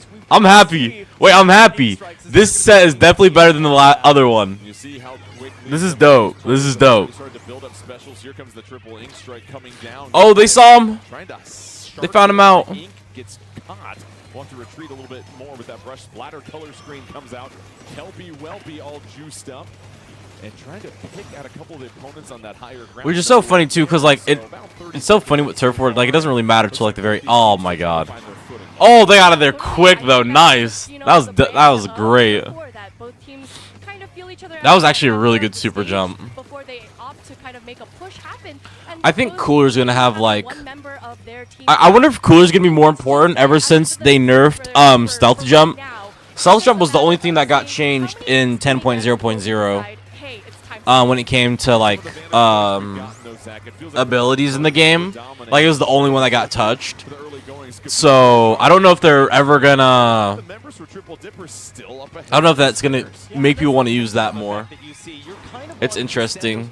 in at the same time as we see Nico. Because everybody likes to have like a safe jump if possible, dude. To get that last remaining indirect shot with the rapid blaster, that is the pain of trying to make those longer range weapons work. But I think I'm gonna change my my main set of primary gear or whatever, dude. Optimal ranges, and that's what makes them so dangerous, even when they can't output as much. Ooh, damn. Critical splat up there, but then Oh. they go because popping out of the ink. Head right after too. 113 I'm also happy to see Splash. I like Splash a lot. I used to a lot in Splatoon 1, so seeing it again is like interesting. They are really just fighting for ground in the middle of the stage here. Even so, even after 2 minutes. That's interesting. They went back. They retreated. Game, Dude, that Sniper Rider had middle and they just left. I think what makes this stage particularly difficult is that you can't really enter the enemy side of the stage unless that spinner in the middle is perfectly aligned and nah, it traded. is just kind of a bottleneck. Oh, the trades, dude. The trades, dude. Just to get something to go off, man. Dude, like nobody wants to push like too far, but like, and then you can see like the picks make them scary, dude. Oh my God, 4 people died like right there. With under 30 seconds left here, Zach, every splat matters now. That was the key point, and we're entering with essentially a 2. Oh damn! Double? Double! Oh nice! But there's 20 seconds left. They definitely have enough time to like run back. I want to see somebody run. I want to see somebody run respawn Punisher. And that's going to probably turn the tide in their favor. Dude, 3 and 2. That's it, dude. That's all blue. That's blue. Oh my God, Triple Dippers won, bro. Dude, that's it. Down the stretch, and the result is a victory for the Triple Dippers. They will pick up the 3-1 victory. Damn. Match. And that's crazy, dude. Triple Dippers, they were that's down crazy, for the early dude. Part of that game there, Milana. But they did enough down the stretch and picked up a couple of those key splats to have the numbers. I'm looking for my house shoes. My feet are cold. Yeah, I think getting that key double at that very end and being able to just kind of hold on to what they already have, I think that was key because, like we mentioned, turf war is a matter of being able to keep your turf your color, right? So if you are able to get those splats, that's also helping your turf.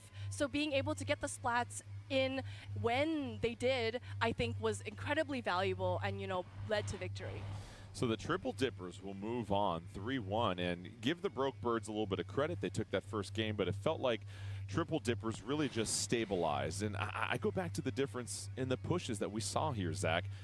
Broke Birds would get a nice initial push, as we just saw here, but it wasn't quite enough of a dominant one. They didn't get the I don't like how this guy doesn't specify, man. I don't know why he doesn't specify what happens on in these games. And their punches just packed a little bit more fire. It makes my brain so angry. How much value can you get out of those team fights without having to expend so many resources? And I think to your point, Broke Birds had to expend a lot of resources in order to win those fights, which left them with almost nothing to really go between it. And take that turf war game, for example. Dude, also that screen, dude, that splatter color screen, that looked so annoying to deal with. I literally just tank splatter color screens when I can. I literally just run straight into them just so I don't lose like the area advantages. Everybody like plays so differently. They're just like, oh, I have all of this area now, but I just like go through it, man. I'm gonna definitely tank a hit. I just have a problem with like going back into it again and then getting splatted because it does what, 70 damage. So if you go in twice, you're definitely just gonna get splatted and lose. Will take on TZS in the winners finals. Our losers quarterfinals. Oh dang, okay. Birds and Ink this and 11'8" Bridge versus Rainfall will be coming up here shortly, but. Going back to Triple Dippers. Wait, 11-foot Bridge? Ooh, they're in losers. Go back to teams that make TZS and oh my God, I wonder if it's gonna be a lot of credit, of course. Yeah, totally. And you know, I forgot what the Ink one was called. I wonder if it's gonna be Ink and 11'8" Bridge again. See too many tri-strikes, right? But we did see that adaptation that they were able to kind of bring the tri-strike. At least we get to see a new team though. That'll be nice. And then there'll be finals. You know, and I guess the stream will be over. Pretty much had enough turf to be able to get the win. But I think they'll we have to follow 150. the I don't know. I don't know how these rules. things are gonna Those end. try strikes at the very end, and we have to kind of solidify our victory that way. I like it. They stuck to the rules. They got the victory. Team order. That's what they can appreciate right there. All right, we're going to take a quick little break. When we come back. No, don't take a break. No, man. I want to see fighting. Get going here further along in our I still don't like how this. I still don't like this. We love Zach. Still don't like We this can't guy. get enough Zach. We're going to take a quick little stop, and it's time now for some shiny tips. Shiny What's up, tips. guys? Shiny Amateur Zach here, back for another season of And why is Shiny EE Tips. here? Not alone What does EE know about Splatoon? How are we doing today, EE? Zach, I'm fantastic, and I'm finally excited to be here to get an opportunity to get some shiny tips firsthand. Well, we've got an excellent. This man only knows something about Smash Brothers. Splatoon 3 North American. Get EE out of here. It's going to be Clam Blitz on Museum de Alfonsino between I'm about to mute.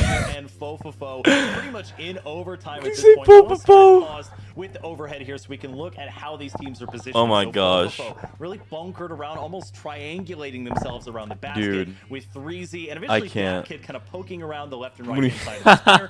On the opposite side, Oh Milky my Way God. group up by this Dude. ramp, and then they're going to use their special investment early. Why is Let's EE here? Get this man out of here. comes down first and first team fights start with. By this point, 2 inking specials have been used. in EE, order come back to- home. Brand uses that to get high ground, takes out 3Z, who had already used their Oh my God. What has EE been doing recently? Moves I actually don't know. What is forward. EE doing right now? He is literally streaming Smash Brothers right now. For Q, He is literally streaming Q Smash gets a pick, Brothers right rolls now. through and saves the despawning second literally power streaming slam, Smash and then Brothers Ice, right now. knowing what he needs to do, ignores everyone else and is able to take the lead. Well, needless to say, Zach, that was an excellent breakdown. Dude. But a lot of information to digest, okay? So first off, I want to talk about overtime, right? What am I looking for with resource management when it comes to overtime to really try and secure that victory in EE. Clan Blitz? So the goal EE, for what the are we offensive doing? team is try and poke EE. out and get these early picks as quickly as possible. But for the attacking He's team, doing a Saturday they tourney wanna put too. the pressure on Dang, he them. be That's streaming a why lot of as ult soon as they actually. throw down the tactics cooler, the That's time crazy. started. So the triple ink strikes you see come out almost at the same time as the Booyah.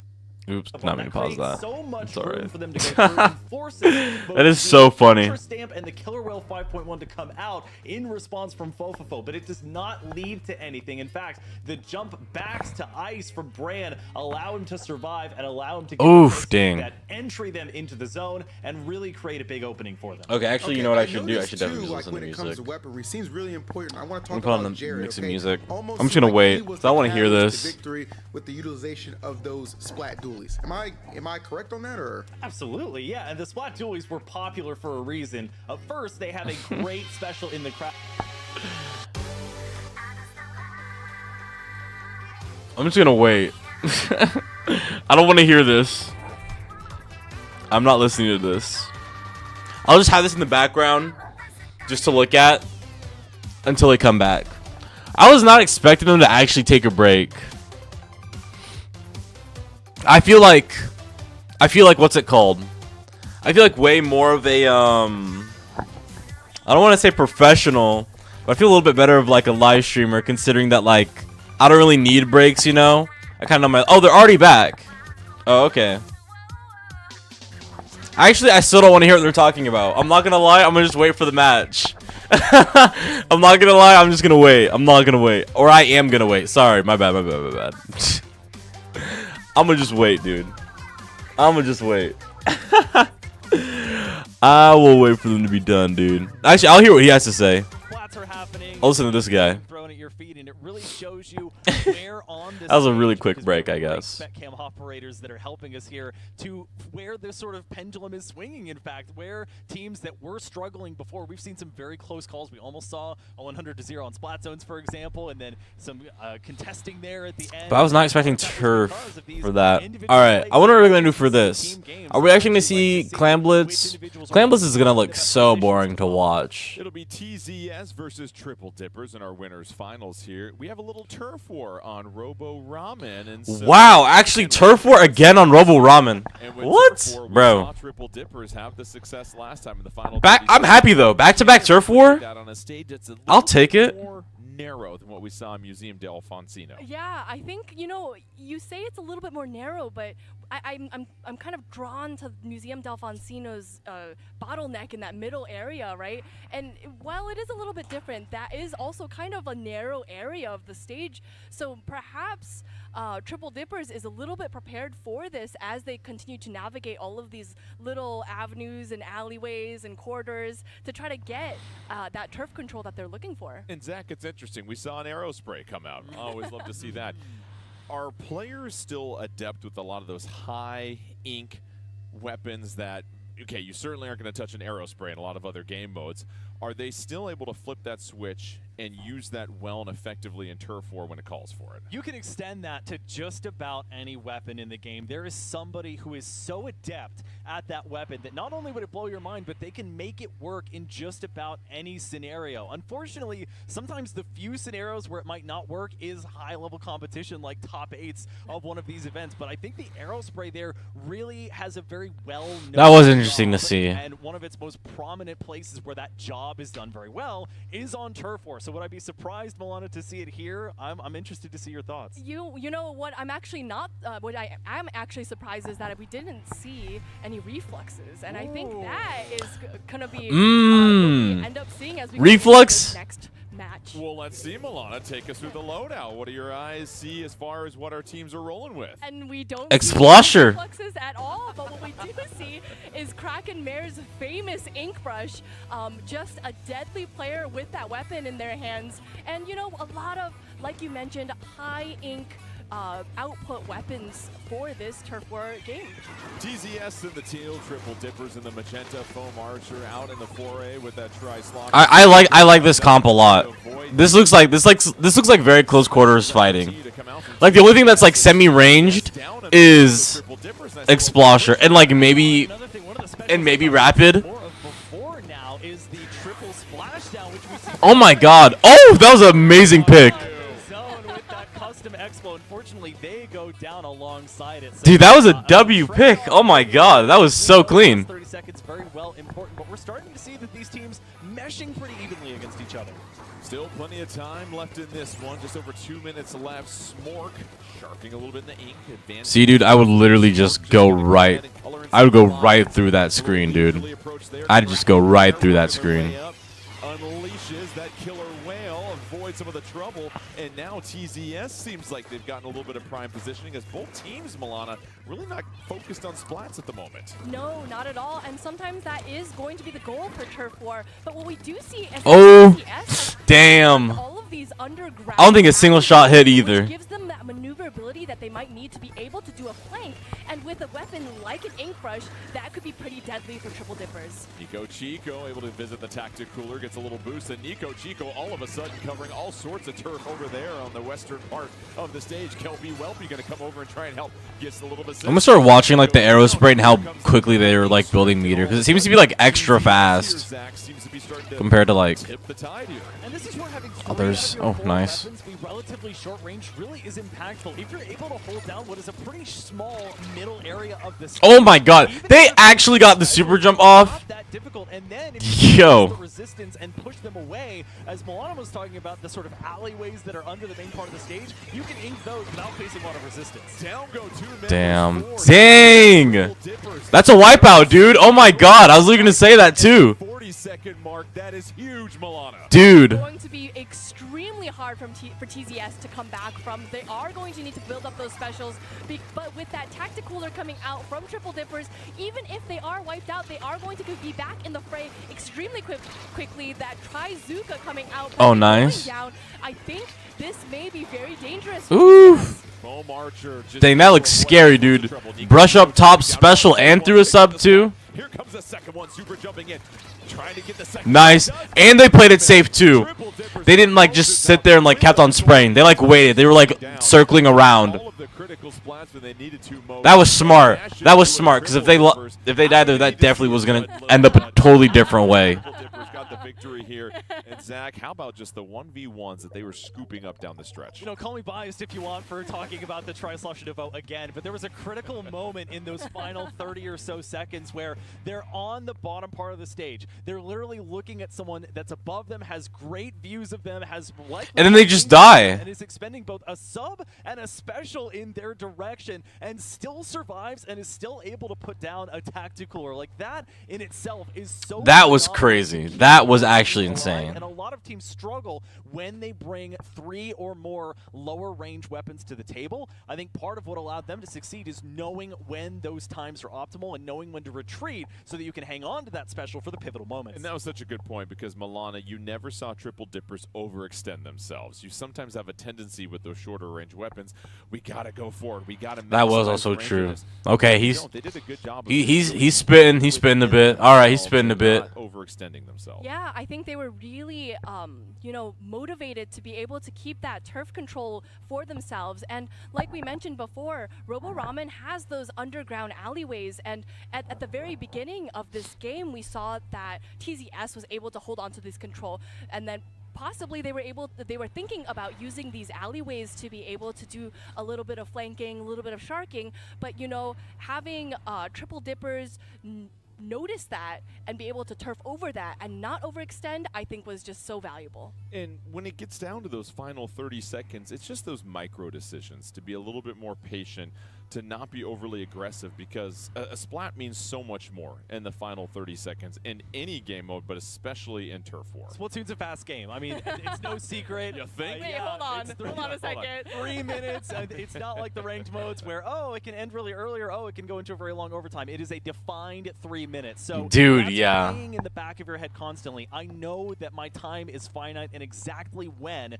that's going to end. So you probably do get a lot of those jitters of saying, okay, I have to kind of fish or cut bait here and really make an impact play in those final 15-10 seconds. That's also why I love Turf War. You need to use your special either at the very last second or at a great time to keep it going. We've got Splat Zones and Mako Mart, and this is again another Splat Zones, Mako Mart. that we see all the time. Can I see Blob again, please?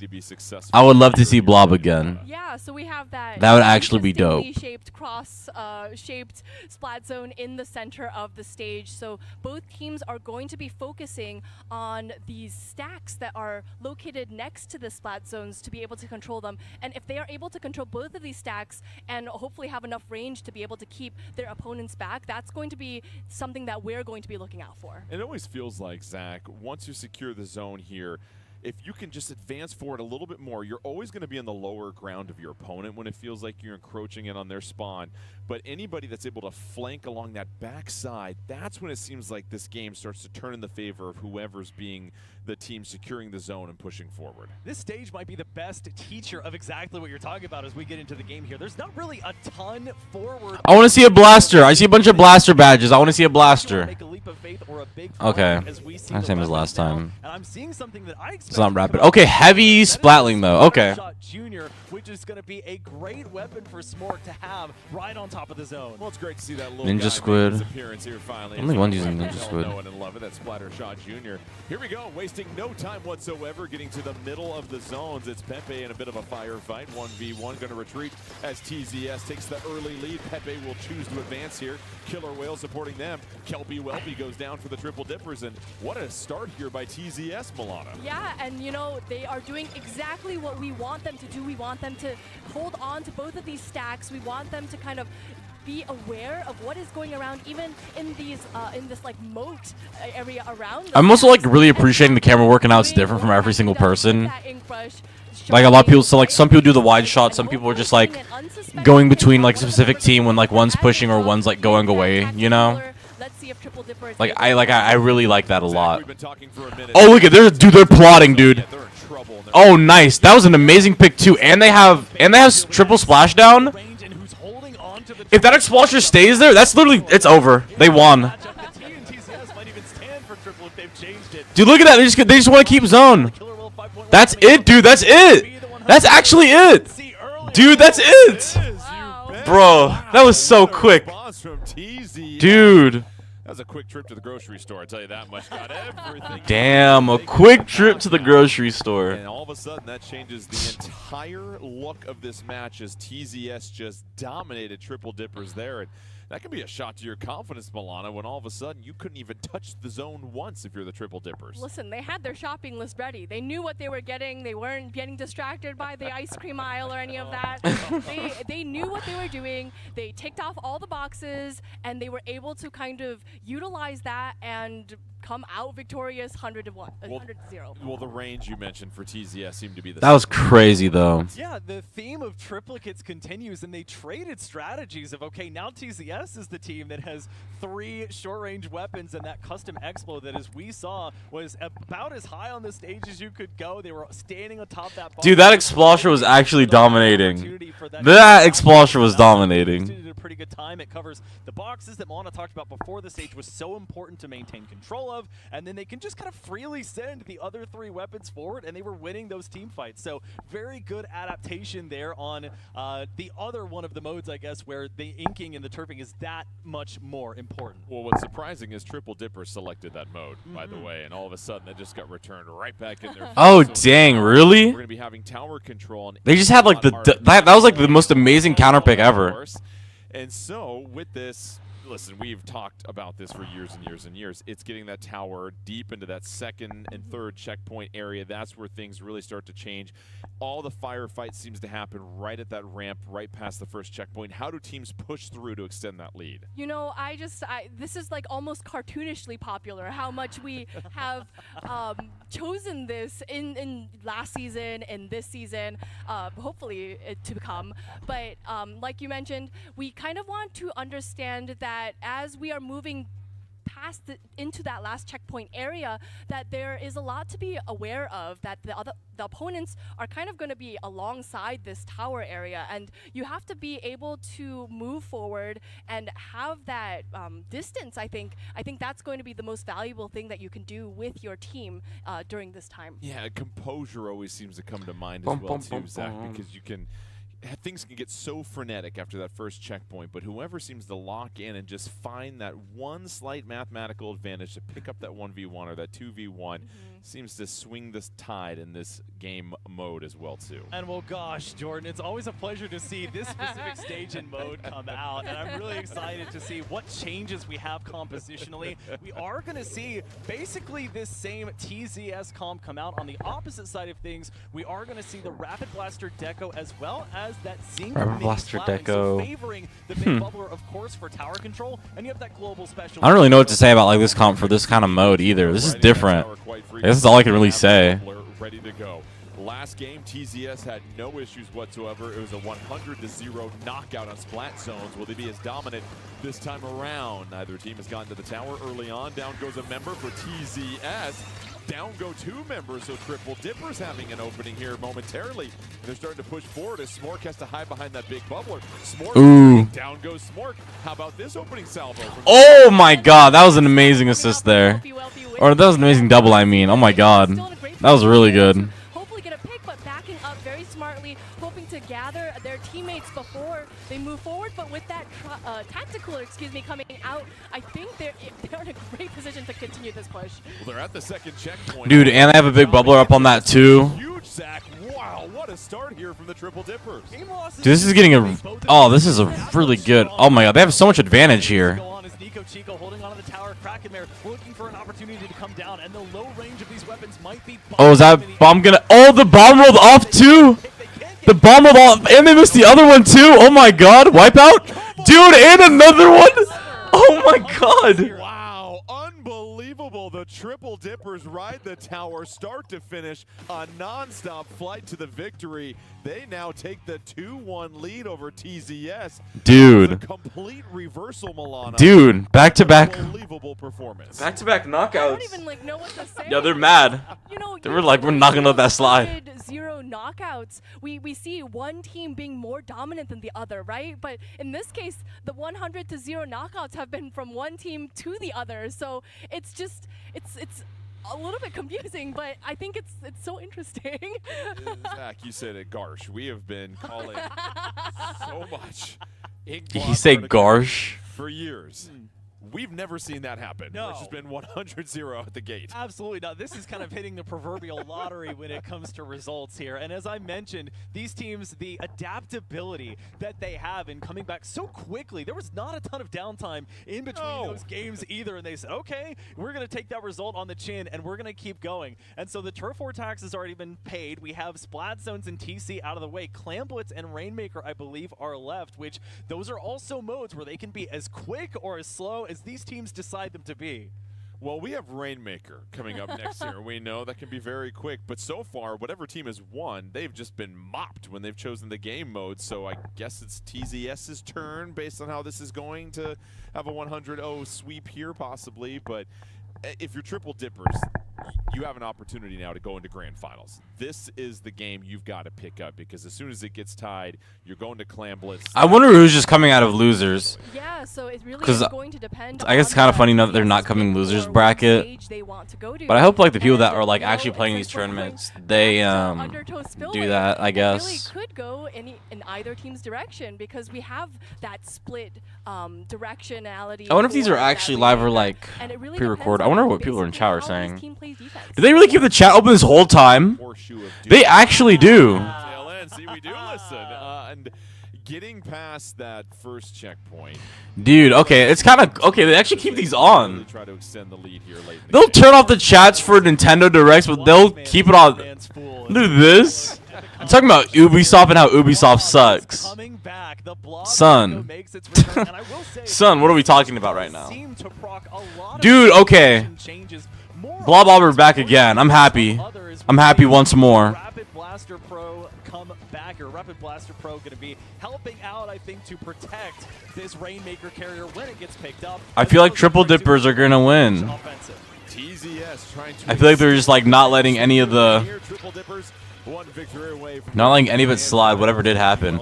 Dude, they cannot find this guy. He actually got away. Did y'all see that? There was two people who didn't even know where he's at.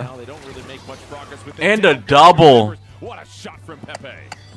And another one on Blackberry too. Mark, and it's exactly what TZS needed to be able to get this push started. But all of the members That's of TZS insane. Position to be able to move forward. Pepe hopefully getting a pick and clearing the way for Vapor right here, but Vapor oh damn, quite able to make it to that checkpoint, and this might be the end of that push. Vapor couldn't quite get to that first checkpoint, as you pointed out. Triple Dippers with okay, camera works so like fire, so not mad. Plowing the way with some magenta ink. Blackberry gonna use that tacticooler to juice up just a little bit. Oh, great pick. And got the actually did not get the other one. You know, and even in a lost team fight there, I like the decision making of Triple Dippers. They had a couple of specials, including the ink back online. Kraken. Also, the meta may change. Cracking up. He's like, yeah, I'm hiding here. I'm not leaving. Going back though. Oh my god, wait, no way. Oh my god, that was great. That's W pressure. Oh my god. Free lead? Question mark? Free lead. Oh my god. That was actually amazing. The first breakthrough that we've seen in this game, Milan. Clutch. The first breakthrough, but you know, Triple Dippers is going to have to play carefully. Remember, any push in Rainmaker is still. Oh, and they have the vac too. Wait, somebody has vac. They have vac. Rainmaker, wait, that's free podium though, and big bubbler too. Is that free? That's free. Yep, that's free. Oh, but they didn't. I don't think they showed it though. I have no clue. Wait. Which one had vac? I can't tell. Some more territory. Pick up that killer whale special. Has it ready to roll. Some toxic mist will come in, try to slow things up. Kraken Mare being very patient at this moment. Both these teams with 2:30 left, feeling each other. Oh, nice. Good pick. Good pick. Very patient. Very patient. That's great. Rainmaker reset too. Now, Zach. Patience pays off. It's almost antithetical to the weapon. Are they gonna take it? But you have to play it very. I don't think they're gonna take it. I think it might be bait. Oh no, they did take it. Just barely the right opportunity to use that Trizuka as Pepe is gonna trade out Vapor, dodging away. Dude, oh my god, yep. I was like, there's no way they're pushing up with that Rainmaker. I would have just left it, dude. Both teams having just Like, there's no way you're pushing up with that. You said the word stalemate. We saw exceptional pushes from both sides, but now this has just become a defensive battle here between both these teams. Members going down left and right before they can even get their specials up here, Milana. The action is picked up. Nobody has a second to breathe at this moment. And you know what? It really is just like you said, a stalemate. One member of one team goes down, another member They're gonna get of that, another though. team goes down. Kraken is holding on to that. Oh, dude, nope. Down to a bomb. Oh, did he pop it? Vapor picking it up. Oh, damn. And, dude, Any headway with that. and that ink back, too. Dude, they're not getting past that. Dude, they're holding on to that 1%. Like, life depends on it. Yo. Dude, Krakenmare is like...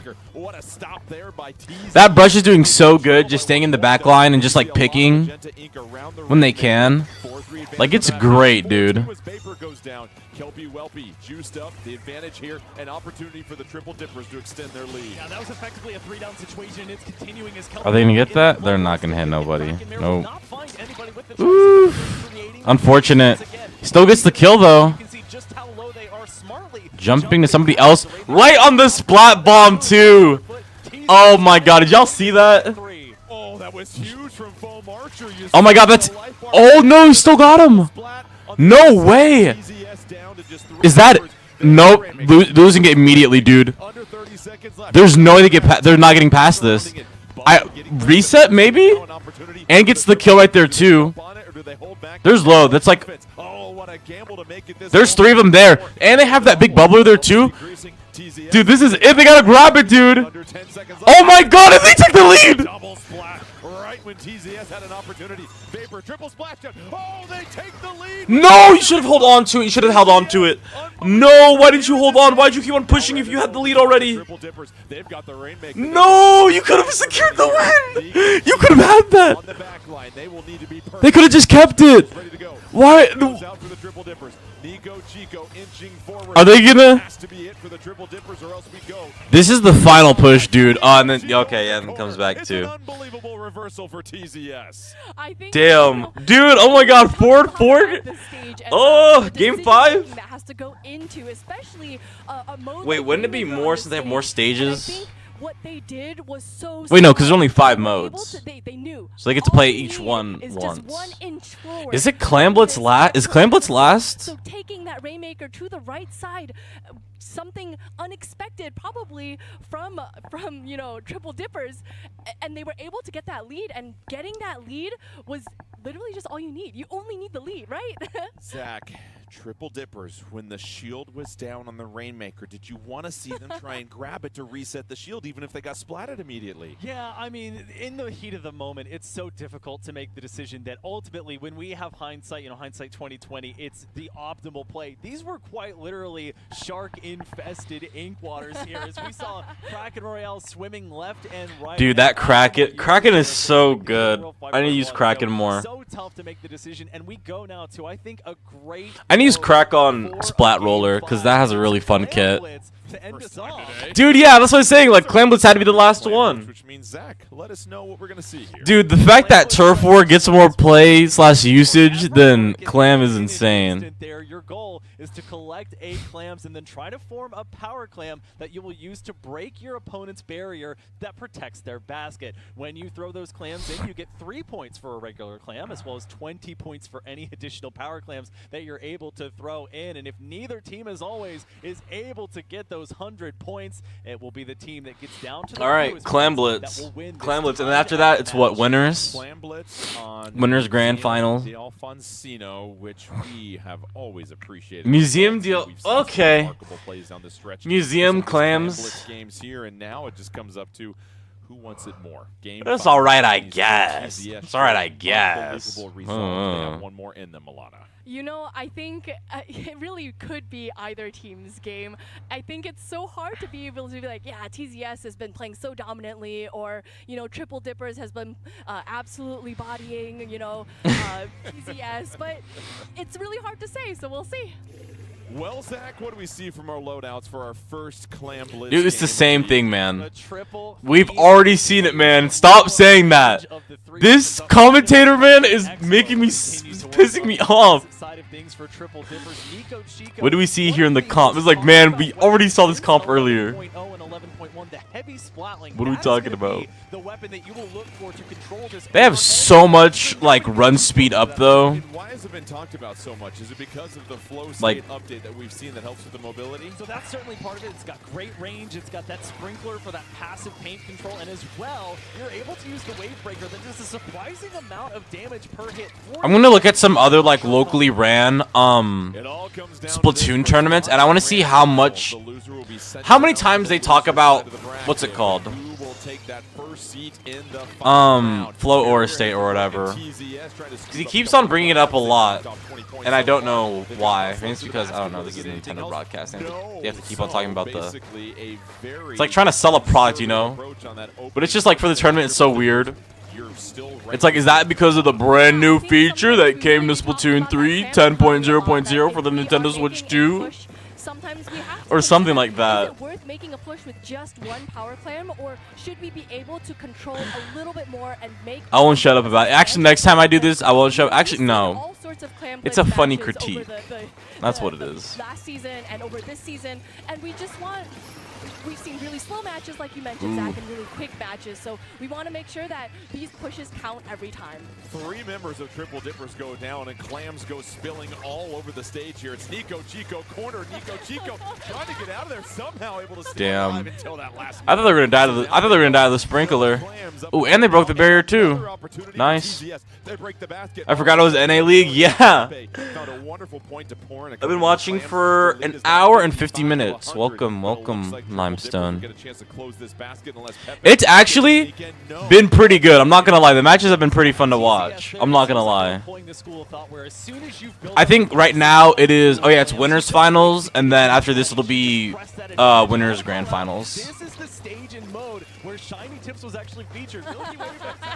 Does NA League have dot divs? I don't think so. Divs? Is that like a team?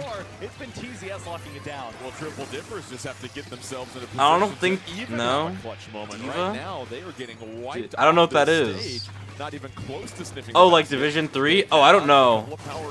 I have no idea. I think this is like something else separately. I don't know. Division X? This is the preseason. All it says is preseason. Guessing it's brackets. Y'all look this up over TZS's here. strategy here is just keep the pressure up, because if they keep the pressure up and Pepe dancing I think this is around something that else. basket, Maybe. just a couple more, getting a jump in and getting that power clam in from all the way back there, getting two more clams in. Kraken Mare also bringing that score down to 11. Wait, they actually have the teams Like on you here mentioned, too. This is keeping so that funny. pressure up is really throwing Triple Dippers for a loop. Yeah, 11 to 100. It is going to be tough to come back from that. For Yeah, the I don't know Triple if Dippers. it's, They finally have a little bit of an opening, but they can't even Battlefy. get close to the basket. I'm trying to see TZS format all over the stage right now, 4v4 shutting down everything. contact. Kelpie Welpy coming by, but doesn't have a power clam. Kelpie Welpy trying to provide a little bit more ink coverage just to make it. Yeah, this is open just for the their teammates, preseason. but This continues is to be something walled else. off. How about TZS? Just their eyes are. I don't know if I can. everywhere, seeing Yeah, I don't know. everything, Zach. Now you want a clutch moment. This is going to be it for Triple Dippers. But this stuff looks like so much fun though to do. It It looks fun. I want to join a Splatoon team, guys. That'd be dope. By multiple members of TZS, and the triple splashdown coming out potentially just as a. Dude, they already got it to 11:30. There was nobody super near them. 11 with a Getting 30-second couple there penalty. was No, it's so funny watching this. I wish I had the time to join a team. Dude, me too. That'd be so dope. Stock of clams. They do. They've got That would be 9 great, players dude. Team, but nobody's even close to a power clam at this moment. And But no, it's so funny watching this though because like this is still like TZS has scored on them. They finally like I have go the skill. once Oh yeah, I again, believe that. but Absolutely. huge bomb right there, pushing them back just a little bit. I think I could Trying to do too. what they can to open things up for the Neither Triple to the Dippers. drive. Yeah, Kelpie has the yeah. opportunity, that big I've been. one. Oh, the jump! The jump! Dude, they broke their barrier. They didn't even notice. But hopping on the There was somebody else there still. They only need one clam left. TZS, they need one more Dude, oh my god, that was so god. That was godlike. Nobody was looking. They That was still godlike. are on their way to grand finals. We weren't even looking at that, and just seeing that blast open from Dude, all the way literally. down Okay, zone, I it's think gonna that cut was to these just commentators. incredible. I don't know if you've ever watched one of these live streams before, but like, okay, this guy right here doesn't know what the hell he's talking about. Like, this is definitely just like a Nintendo ambassador who like, he'll say like, what do you think about this weapon and this weapon? Oh my god, my camera just died, dude. No! I just wanted to give a special shout out to Smork, who was playing on that junior My camera died. and not allowing the members of Triple Dippers to move in. They had that big bubbler. But like, he doesn't know what he's talking about. But the two like in the guy in the middle and the girl on the right, they like kind of know though, which is funny. Away from their basket. So a fantastic showing from TZS after being down. They were a couple seconds away from. Oh my god, I need to swap out this battery, side of dude. the bracket. They're able to close things out. I don't know where I even have one at. A lot of credit for the way that they responded, and we've said it before. A little bit of defense down the stretch can really get things going. Well, now you've heard from us. It's time now for the fourth member of our team. You know him, you love him. Here's 9 at the replay board. Well, thank you, Jordan. Shoot, I don't know what kind of battery I should even use for this, since man. everybody appears to love Zach, but we have 3 highlights for you from that incredible match God damn it. between these two teams. We're going to look at the first of our 2 100-0 matches, and really what I want you to look at here is how Oh, TZS this might be the has battery that positioned actually himself. is We've got charged. Pepe, he's going to attack from this side. We have Krakenmare, who's looking this way, and we have Smork watching where the other members are coming from. And I also want to keep an eye on Vapor with that range. We'll go ahead now and roll the clip, and you can just see where this defense comes from. They identify where the attackers are. Bombs go over to the right. Let's wait out where the threat is coming from. A timely triple splashdown as well to hold things off. And as we said, we don't see a lot of 100-0s, but little did we know we were going to get one in the very next game. Come on, camera. Plot Art Academy. And here, it's actually going to be the Triple Dippers who are making their big attack. And I really want you to focus right here with Kelpie, Welpy, and Blackberry, because they, again, force the members of TZS to a different direction. And we'll roll the clip, and you can see this carnage in real time. I mean, look, they're trying to move, they're trying to duck, trying to find any way that they can to come back in and stop this tower. But you all saw it in real time, and you're seeing it here as well. Absolutely nothing doing. This checkpoint didn't have a chance. Come on, this is so annoying, dude. But again, absolutely nothing doing. But we're now going to go to the Rainmaker game that we saw, really the pivotal moment in this match. And there's 2 things I want to focus on here. We'll roll it here in real time. Pepe with the Trizuka had some incredible shots and really kept this push alive for TZS. 2 go down right there. Great shot again from Pepe. And then comes the patience from Smork. We'll pause it right here, and you can see they've got 3 members crowded around, but they don't immediately grab the Rainmaker. Instead, they wait for the opportune moment when they have all the players necessary to get this lead. We'll play the clip right here, and you can see it again. They're going to work around, wait. So ready for Fest. I need to get ready for Fest too. My camera might just have to stay up for the rest of the stream. Like, actually. That's insane. Run up through. Yes, Triple Dippers did have an opportunity, but they came nowhere close to it here. A great, incredible match between our 2 teams here in Winners Finals. Back to you. But I hope Fest is going to be fun as you well. guys have the same sweatshirt, I just noticed. We're matching. What do you know? 9, always great to hear from you. And yes, those were just some critical plays and some remarkable games that we saw in that match. So best of 5, it goes to TZS. They get the 3-2 victory. Let's go ahead and check out the bracket now as we continue to march our way through TZS and grand finals. That means our losers. I guess I'm gonna have to keep it like this, dude. Unfortunately. I'm gonna put this under chat though, or I need to put chat above it so you can still see. Yay! I'm just gonna keep it like this. Oh my god. Oh wait, so they are covering losers. If I like it, I'm sure other people will like it too. If anything, you can look at that giant bowl of ramen, you're like, man, I'm going for ramen tonight, right? So I think this is just a very standard pick for Robo Ramen overall. It is pretty much textbook. We want to make sure that we don't get locked out of you know, the being able to make it back into the mid for that zone. We have to keep an eye out for those alleyways that allow for flanking players to come and take that zone from us. I think my camera might have just died. And we want to kind of think about like the died. teams will bring. None of these batteries are doing anything to it. You know, like I don't know if my camera is broken or something, but it is not turning back on. For Broke Birds, the question we had with them, they were getting solid pushes. They just weren't game-breaking ones for the most part. They were able to Hi, maybe faceless get the streamer, tower, thank or get you. the Rainmaker, or hold the zone for a while. They nearly had a 100 to 0 to only go and lose it when it was 6 to 100 at the end of the day. What needs to change with them to give them that extra little voice in the void? A Yeah. lot of these situations. Well, again, easier said than done, but not every push has to be all or nothing. You have to find ways to be able to win some of those fights without expending everything at your disposal. And that could be specials. It could be all of the ink in your ink tank. It really comes down to, can you retaliate if after you win that first 1v1, there's some other threat that's right there. Maybe you need to escape from a special. Maybe Oh, wait. Wait, I might have saved. It might have came back from the dead. Hold on. Hold Hold on. Multiple players that This battery is dead, though, so I'm not going to use that one. Weapons. You have another support player that could be playing NZAP or one of the other tactical weapons that we've been seeing today. So lots of unknowns. Okay, I'm testing out this battery. You can't be scared or this one has 2. You have to live up to your name, really, and be brave. And it feels like all right. roles in I'm going to use this one for right now. And hopefully it doesn't die on me. Your lane not only as a team, but individually with what you're supposed to do to be responsible, because if all of a sudden I would you like try to stray finish away this from what stream you with do my best on your team, face. that's when things can maybe break apart. Yeah, In think frame, we really I have to think guess. about playing Yeah, patiently, something like right? that. We talk a lot about patience when it comes to things like Splatoons, and we also talked a little bit about how the meta is really revolving around this anchor player. All right, we wanna nice. Make sure that this anchor player stays back, that they are able to kind of have a grander view of what is going on. That was so annoying. In this game, to be able to kind of communicate that with their teammates, and even being able to kind of identify flanking players. I think that is also kind of going to be the role of the anchor, to be able to use that vision that they have. Camera. Okay. You know, Zach, we spent Nice. a lot of time talking about you're the team that gets the zone. I'm back. The lead. How do you advance? Well, what about when you're on the defensive and you have to get back and try and reset things? But yeah, what was I trying to say? This guy does not know what he's talking about. He'll like say like, hey, what do you think of this update that happened in this update to this girl or whatever? And she'll like kind of answer. But this guy definitely like knows what he's talking about in the middle. So I like listening to him. But the other guy's just like, hey, like if you go earlier in the stream, if you want to like rewatch it or something, I was like actually talking about stuff that was happening in like the version updates and stuff, like 11.1.0 and 10. But this guy keeps on talking about the new feature, the flow order state or whatever, and that's like all he's bringing up. It's like surface level like commentator PvP knowledge, I guess. So it's just kind of funny to hear. But this girl and this guy, they're like talking about like sharking and all this other stuff, sight lines or whatever, and like because we've seen the teams that go all or nothing, and oftentimes like what does all or nothing mean? Like give me a feat. Like tell me who goes all or nothing.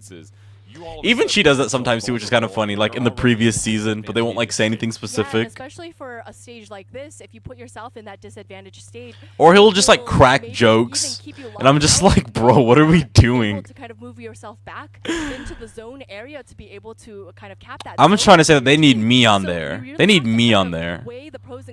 I would be way more hype. These guys aren't hype enough for me.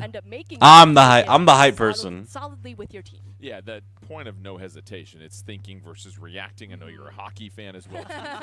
You know, when you're on the ice. Melania isn't really part of the Splatoon community anymore. Yeah, I was looking at her YouTube channel, and I was like, they don't really post anything anymore. Coming back to the point of, okay, with the ranked modes. Because she's like kind of saying stuff, but like she's not really saying any. They're not really saying anything, you know. Because you don't know when your time is going to expire, and that's where mistakes can come through that decrease the amount of time that you overall have. So in reality, so I was just like, what are we doing, you know? Oh shoot, I have to bring up this other part of my stream. There we go. There we go. That's better. Well, here we go. Cause like they were just like, oh, yeah. It's just really fun to make fun of these guys because I know what they're talking about. Who will continue to advance on to try and take on the Triple Dippers and Losers Finals. It starts now, and what do we see from these loadouts, Zach? Dude, that's what he keeps saying too. Oh my god. If you rewatch this entire stream, he keeps on saying, what do we see in these loadouts? He keeps on saying that. Even when the teams, like, use the same comps that they were using earlier, he'd be like, hey, what do we see in these compositions here? See, like, he's talking about changes that actually happened and stuff. You see Chai in that crab tank gonna hop out of it initially. Chai backing up still just a little bit, has a little bit of more help in that anchor position, and so far Rainfall can't really encroach much. Brokerbirds has Rainfall right where they want him, Malata. And this is exactly what we're confused why I didn't think of inviting Vic Villain. Like, that'd be way better. On that member of Rainfall and a double, in fact. But you know, Because he was just like what he just said earlier too, seeing that they popped the crab tank, getting inside of it. Like he's like talking about the animations and stuff or something. It's so funny to me. With the rest of their team in tow, they are able to move forward. He's like, he gets in the crab tank, starts rolling, starts shooting. I'm like, all right, bro. Can we talk about how, like, dude, I need to actually commentate. I would love to commentate some stuff. I'd be so good. Constantly putting out ink on the zone right there as we see Brokebirds having this lead and trying to keep it up. We saw the Kraken Royale get a pretty important pick last time. You want to try and use Oof, damn. doesn't have it there and goes down as a result. Shy playing on these side boxes here in the crab tank, kind of an underrepresented. Damn, you could tell that they wanted to go for the other person too, but couldn't because they were in the crab tank. Like, that would have been terrible positioning. Takes the zone back. It's 3-1 on the stage. This is their opportunity to really push. Here's the Brokebirds. You see Silver back behind, trying to flank behind the rest. Yeah, they can't push. They're not pushing because it's Silver. That's actually an amazing distraction. Vic, Chara, Kaio. Yeah, that'd be dope, actually. They have a chance to possibly take the lead here, but no, Brokebird's gonna take back control, and that was a huge pickup of the zone at that moment, Milan. Yeah, it certainly was. I thought Silver was definitely in a position of all time, but you know, I think being Position able of all to have time. that pressure there to be able to poke at Rainfall here and there, I think diverted the attention of the team to be able to kind of split that attention, allowing Brokebirds to kind of move forward from that. I need the cameraman to stop selling right now. We've seen Silver be excellent in 1v1. Oh, dang, they shut down that Zuka quick. I wish I saw that. You see that Zuka shutdown? Looks like they certainly have control of this zone. Only one special ready to go for Rainfall, and the Brokebirds still able to hang in there, but it's gonna be Nice. I would've done that too. I would've got secured the kill, dude. Dude, oh my god, no! Oh, they could have definitely gotten that heavy splatling. Once it's used, you're kind of a sitting. We should invite Chara, Kaio, because they bring a high level, perspective, and we'll be able to notice immediately a mistake. Oh, absolutely. Absolutely. I was talking about that earlier too. Like, they'd be able to like talk about updates and stuff or actual changes. I tried to. It was so funny. If you go earlier in the stream, they were talking about what's it called? Tentabrella, and they're talking about big. And they did not do the research on who to invite. I think so. Literally because they were talking about Tenebrella because Tenebrella was being used in the first match and how, like, you know, how good it was. And they were talking about Heavy, and then they were talking about how good Brush was earlier too. And then I went and checked the patch notes again, and then I was just like, bro, like, these weapons just got buffed too. Like, why wouldn't you like bring up that fact or mention that? Oh, that's double. That was great. Oof. Oh my god, the squid roll over the special too. Oh, they're lagging. Also, I think I've definitely seen this guy before too.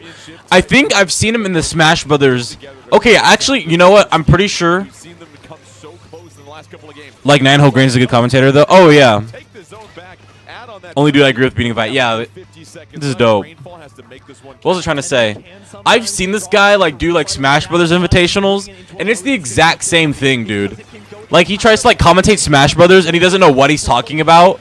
He'll be like, yeah, using these smash attacks to like, or using these jabs and sword swings, and it's like, dude, you're not using any terminology that like we actually know and talking about. You're not talking about poking. You're not talking about actual neutral. You're not talking about any kind of like tech skill that like players know about or whatever, dude. Dude, yeah. If Rainfall wants to get the win, they're hopping in. No specials ready to go for either team. This comes down to pure skill. Smash attacks. I guess we do say that, but he'd be like F smash. All this other terminology. Like, he does not use terminology that we would actually use. Unbelievable. The Brokebirds were able to hold on just long enough, and they I do not like this guy as a commentator. He's not a good commentator. Never saw Rainfall take it back again. It really, like we mentioned, like, he needs to like he needs to be on some like football stuff. Who the picks are we saw Goliath kind of in that corner getting a double. And Like, that's being who able we to need hold on here to right that zone now. just a little bit longer. And, you know, all of the members, you know, that were coming back and trying to turf over this zone, they just did not have that turfing power to be able to overcome. No, and it felt like Rainfall was going to maybe eke that out at the end, and there was that span where nobody had specials. There was nothing that was going to be this saving grace for either team, and it just came down to What did he say? be more aggressive in the middle of the zone. And a big Bro, this stalemate. guy, I can't, dude. Lily has been so out of Splatoon loop. Just recently got caught up. What? Got caught up with what? In your favor, and you're going up against a composition that was much more like what we saw in 2025 with the Splatoon 3 North American League. So you have the sniper. I need to put these batteries somewhere to like remember that like I need to charge them. Multiple different weapons that have no Like with the recent yeah. Just like recently caught up and everything.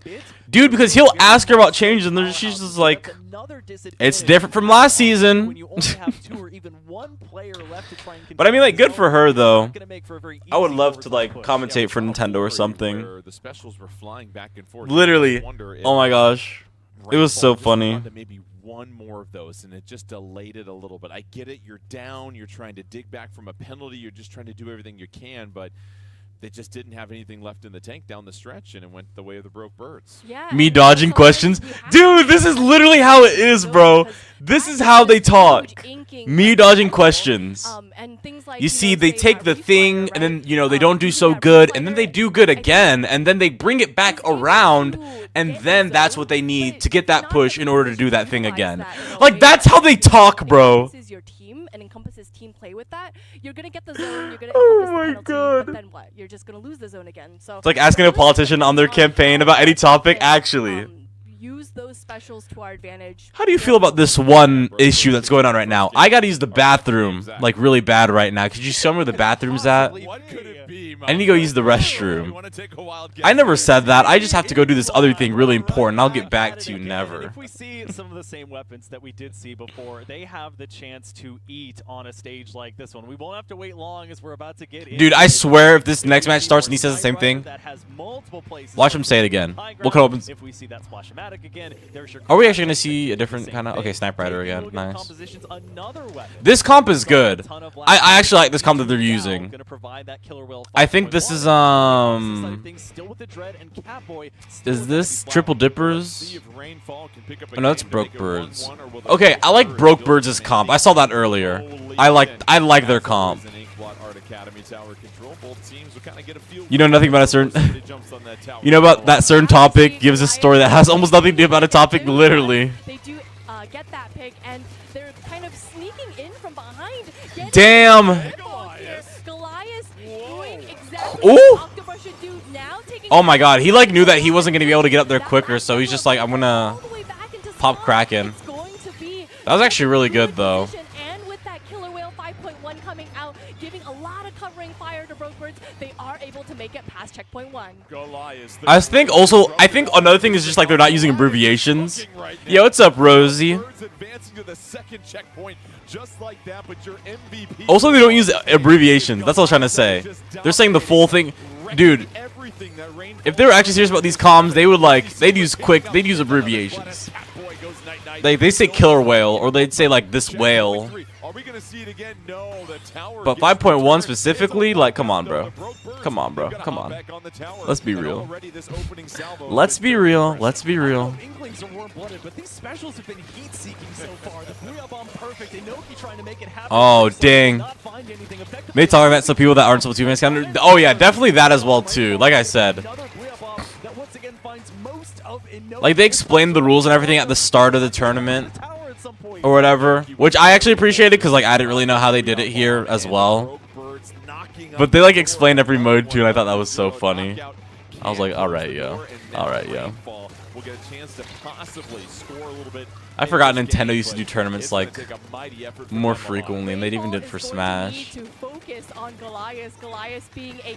But it's still fun though, cause like the players are actually good though.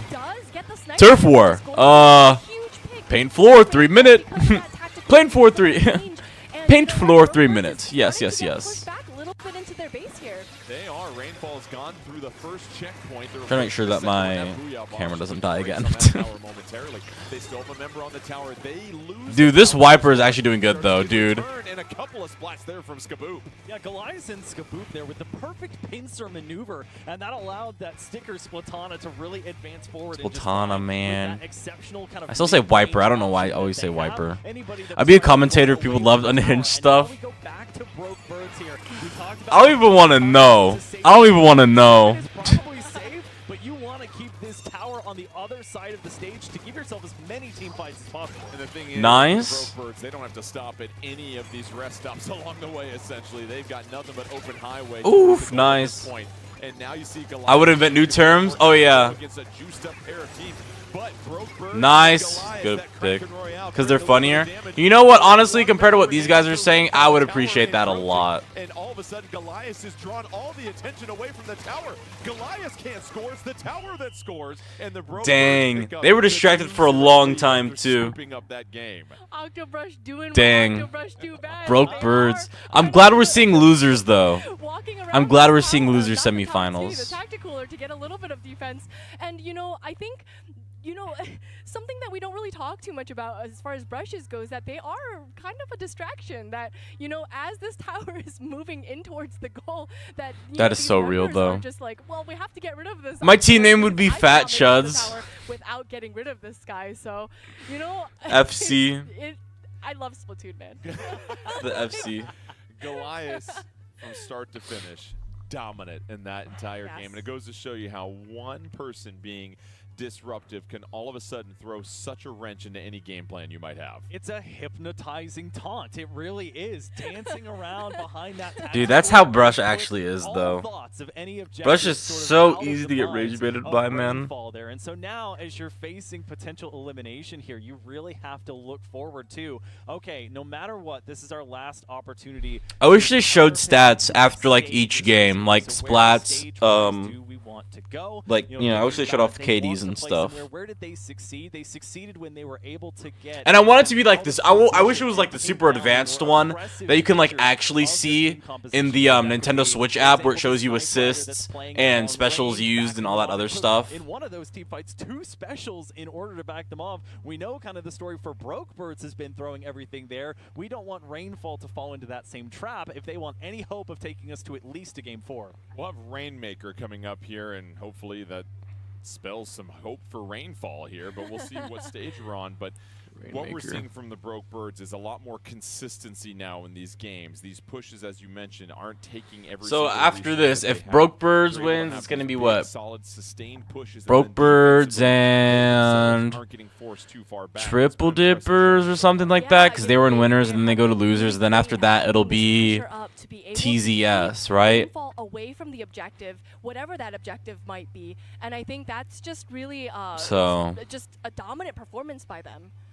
So as we get set here, if you are the Broke Birds, what do you need to do to close this out? See, he always asks questions, dude. He just keeps asking questions. Go with what you know, right? So I mean, their play so far, they've really improved, as you mentioned, the consistency of it, making sure that when they're taking these team fight wins, they're not letting any facets slip. They are ensuring their success. I need this to be. I want Nintendo to lock in, and I want them to throw these Splatoon tournaments like they did with Smash Brother tournaments back in the day. But like I don't know, the local scene or whatever. I want people to be drinking alcohol. I want people to like, you know, I want something like that, dude. So we'll have to see what stage they pick, but it should be. I want to hear some crazy stuff. So Rainfall has subbed in a new player. Evil Chai will be stepping in for Demon, and hopefully their opportunities will be as pernicious as those names as they get set. Dang, they actually subbed somebody out. That's crazy. I didn't think that was gonna happen either. I was saying that too. To make whatever adjustment it is to hopefully find some success. Yeah, sometimes we need to adjust roles, right? Sometimes if the roles that your current teammates may not fill, or perhaps just the weapon choices that your teammates are able to play well. Like you mentioned, you want to stick with things that you play well, right? And perhaps this Evil Chai member of Rainfall is going to be their like key member to get rid of this Octobrush player that's been giving them a headache, or maybe that Snipe Rider. So we'll see. Yeah, what is the counter to Goliath? Why is she doing 6-7? Well, no, she was not. There was no way. Couple of games. What do you try to do to minimize their impact? I mean, Why does he only ask questions? I'm getting so rage baited. Literally earlier, I muted this part of the stream, and I was just like playing music over it. In range very quickly if they have enough. I was like, I do not want to hear this right now. Main weapon, so you have to backpedal smartly. It's backpedaling kind of maybe frowned upon it sometimes. It's more seen defensively. You wouldn't think of it in an offensive push, but you have to play optimally. And if you're playing with a shorter range weapon or an equivalently ranged weapon to the Octobrush, it's knowing when to take those fights. You're probably wanting to shark and wait and peek out when you have the advantage, and maybe you're the one backing off and just not even taking those fights or swimming to where you know your teammates are when you get approached. All right, Scorch Gorge will be visiting for the first time here today. Scorch Gorge, nice. Gorge. None of them entertaining. This is boring. I know, right? I only be watching like the actual like fighting part. If they just skipped that, that would be like way better. That's why I'm here. I'm here to make it better. I'm taking this bad thing and I'm making it good as best as I can. So we have to kind of consider that is. It's because they don't talk about anything. I think that's like the main point. Can they please just commentate with more energy? This is too analytical. It's not even analytical though. Probably not. It's filler. That's what it feels like, at least. And then if you can advance upon that, if he asks another question, I'm gonna lose it. Defense, depending on the time. Yeah, this is of course our first event of this season and our first. They're trying to be analytical. Yeah, but they're not saying anything. Like guys. Our Rainmaker and Clam Blitz, the ones where it's gonna get a little bit more hectic. So don't have to wait for much longer. We have to see now. Okay, finally.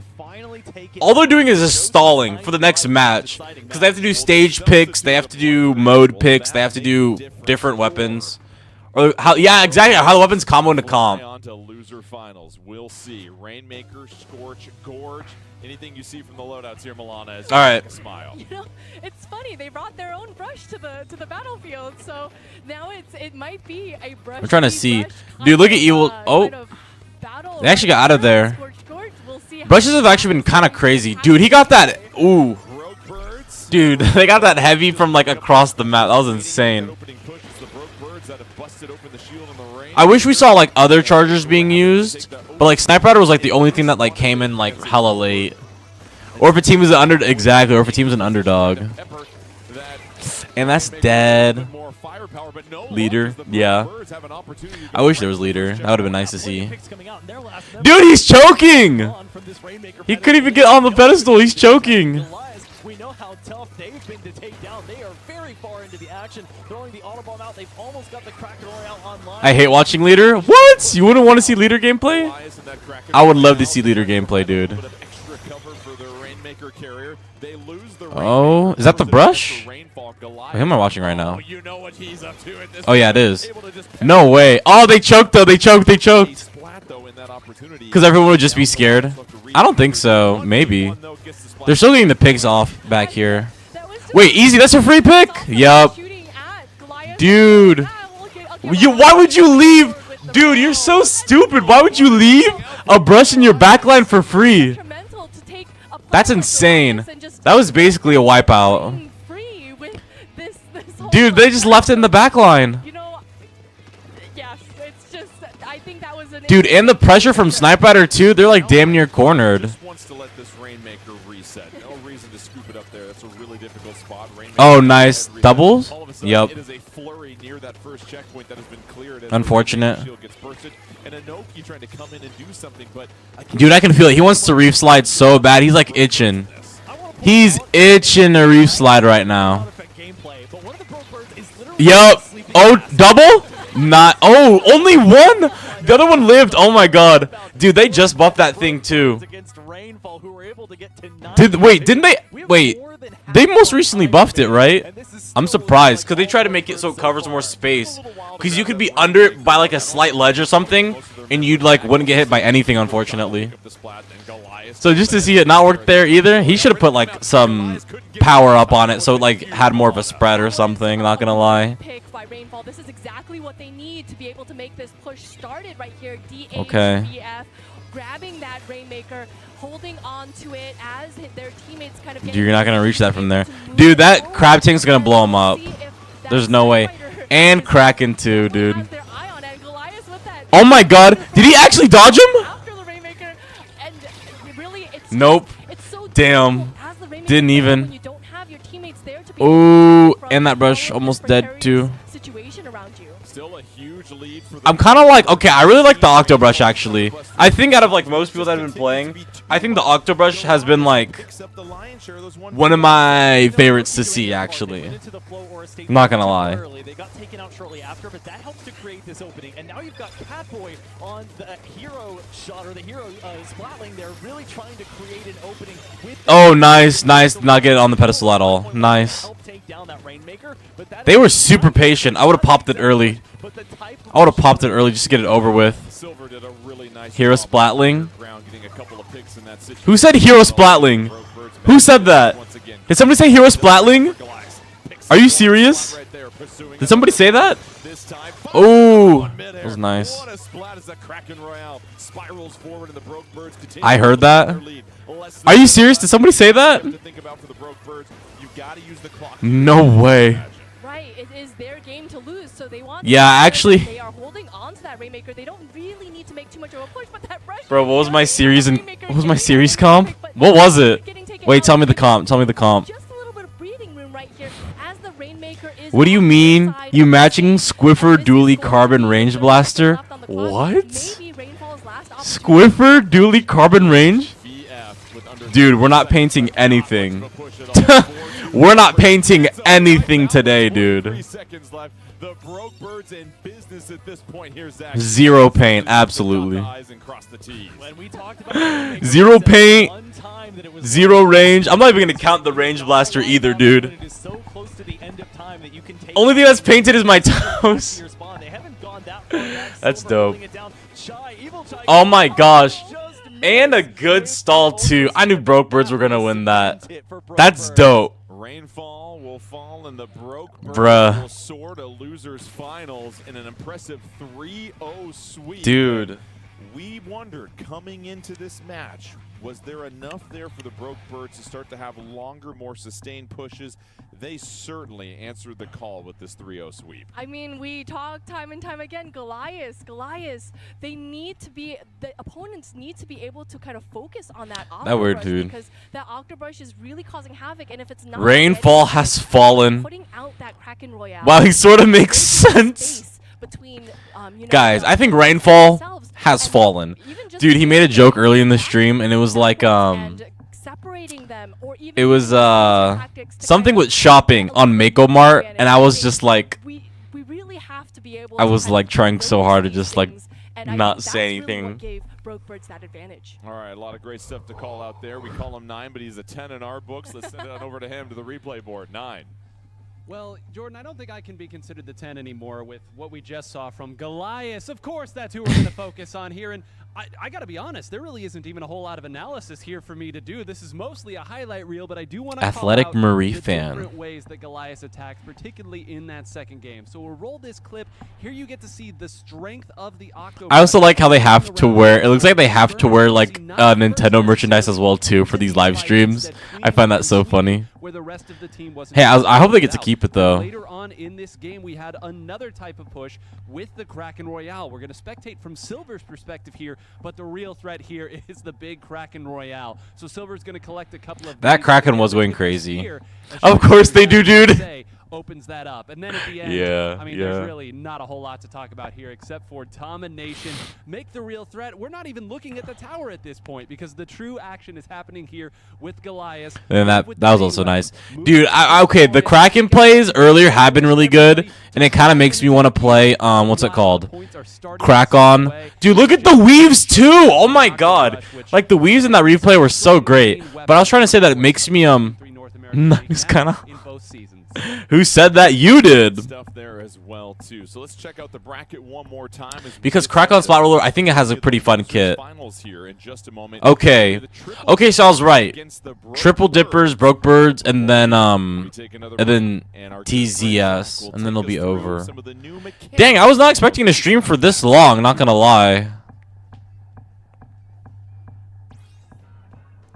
What are they showing us? Oh. Oh, technical issues? Okay, now they're just showing this thing again.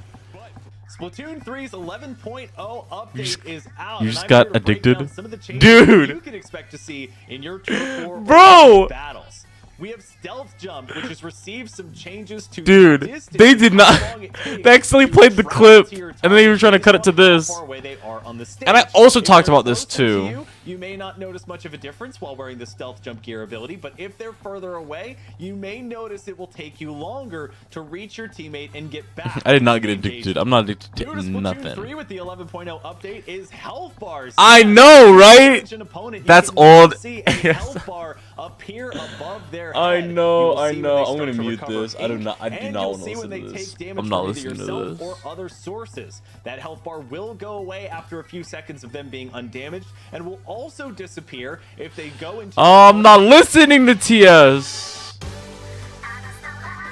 Dude, the stealth jump thing? Yeah, the stealth jump thing was 10.0.0.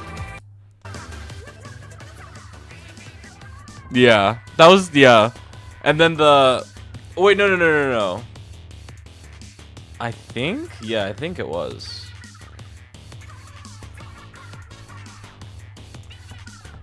I'm not listening to this. He's speaking in beats? That's actually kind of... That's actually funny. He's spitting on that flow.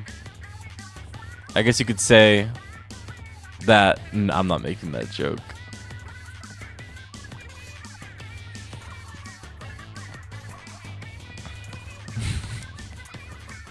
I was gonna say, I guess you could say he has that aura state. I don't judge. That is not true, but I still said the joke anyways. Okay. Dude, he is spitting! Yo, he's spitting! It does look like he's singing it. Okay.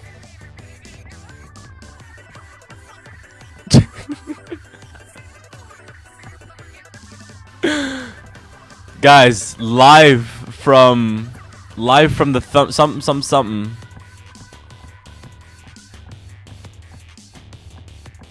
Dude, this is just like deep cut. This is what you look at when you open up Splatoon 3. This is the first thing you see when you open up Splatoon 3. This is the news.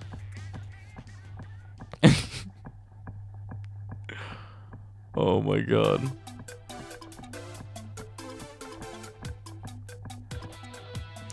I'm ready for grand finals. I don't even want to look at losers bracket anymore. Can we just go to grand finals immediately, please?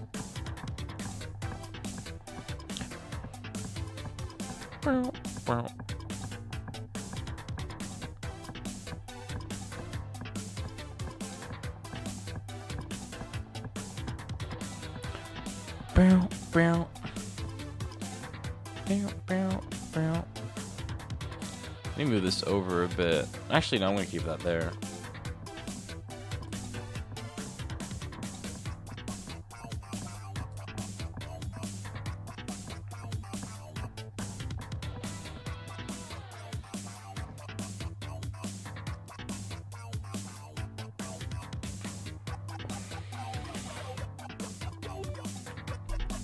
Ugh.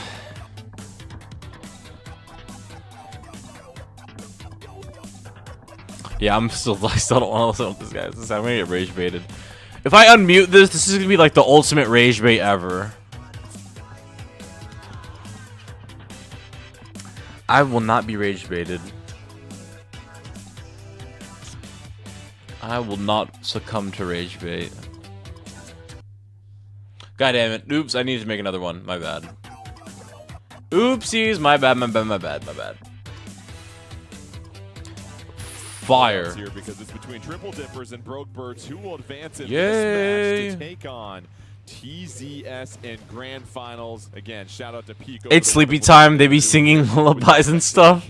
All throughout. I feel that. First event. And Zach, what do you see here as both teams hurry to the middle of See? the He keeps on saying that. Oh, yeah, all right. All the quick respawn on that they could possibly. This is like when you're watching the This is like watching. I don't know. Do you watch like sports at all? This is like that. And Nico Chico, I know Jordan, you were talking about the predictability factor. This is a I'm so happy we're seeing Blob. Exactly what they're going to be bringing. I don't either. And Nico Chico already helping to create some control in the zone and retreat. That's why I think I don't like this like extra.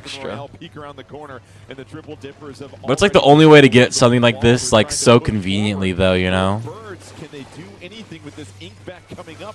They have to back up, and the triple dippers showing you how it's done to start a game here, Milano. Yeah, they certainly are with that positioning. They are going. Dude, to they hold said on to keep that it on the zone brush. hopefully a little bit longer I used for to watch them my to cousin, with the tactical but cooler since he coming stopped out, playing in the Brook local Birds, basketball team, I are they able stopped. to utilize this tactical cooler? I gotcha. Ultra coming out over there in that corner. Booyah Bomb coming out.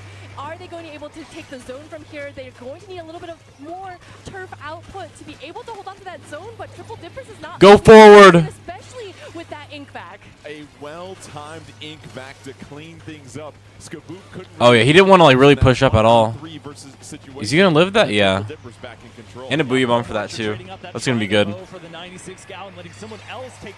Nice. This is so boring, Loki. Really? I just like to watch the gameplay.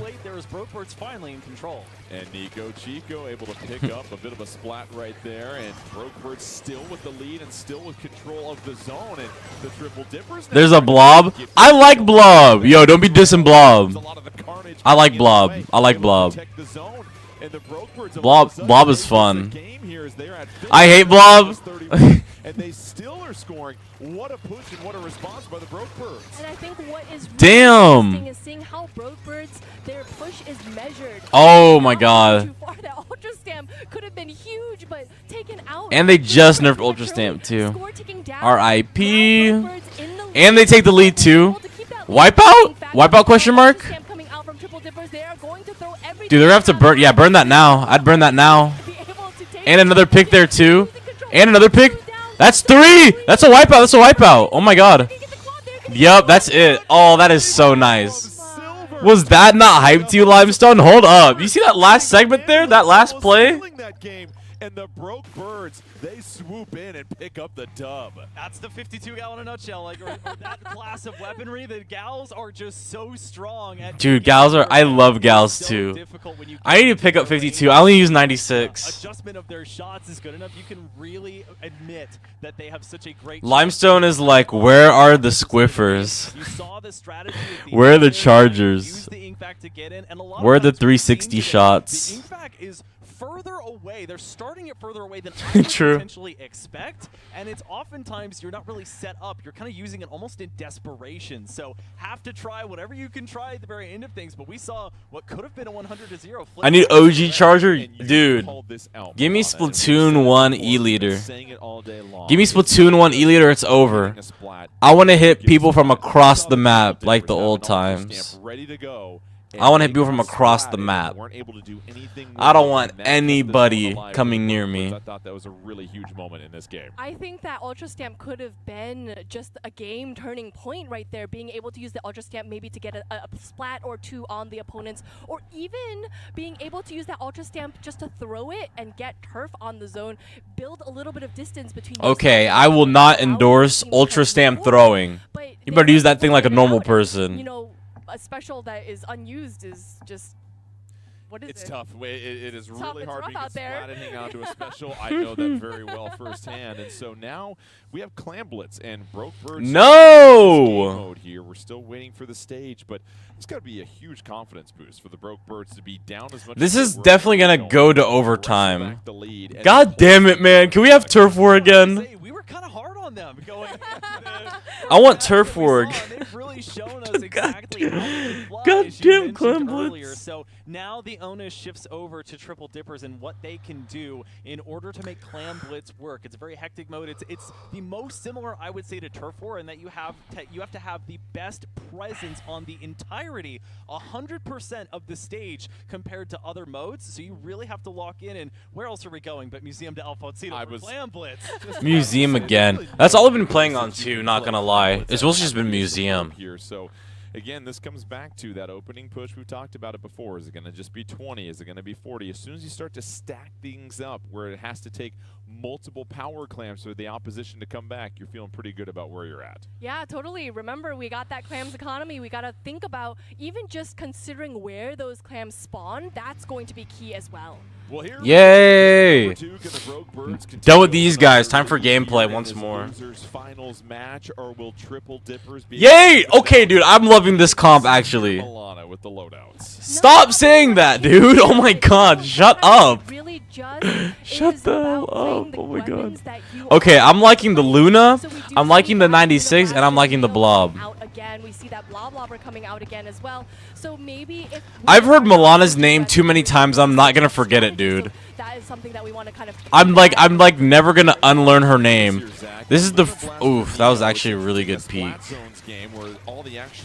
That was a really good peek. All over the stage here. How do you utilize that to your advantage? Well, it's about kiting the enemy team. Oh, that was so smart, dude. That was so smart. They have to use the ink bag, for example, in a place that's You're dead. He got that? What? What? Dude, this brush is actually, dude, brush is so annoying, dude. This brush is living like literally everything. It is insane. Like, what the hell? But what keeps you alive helps to keep your team in the game. Goliath with a trade, but so far the Broke Birds have done a really nice job of just helping out their teammates when they get in Dude, trouble. it's just that movement that's it's just the movement that is insane, dude. Stage, they scoop that up, and they're just waiting for their opening, trying to pry something open. There's Silver on the north part of the screen, possibly an opportunity there, as Blackberry is in a 2v1, able to pick up one. That was a huge splat there for the Triple Dippers. And with 2 down from the Broke Birds, Triple Dippers now has an opportunity to be able to move forward with these 11 clams that they have. But is Okay, nice ink vac. They should be able to get something off of this, not gonna lie. Maybe? No, they don't. Oh, they do have a clam too. Nice. Oh, but they fell though. Oh, nice. Oh, and they get that too. Oh, that was so clean. Oh, and the pick off too. With the 96, that was so clean.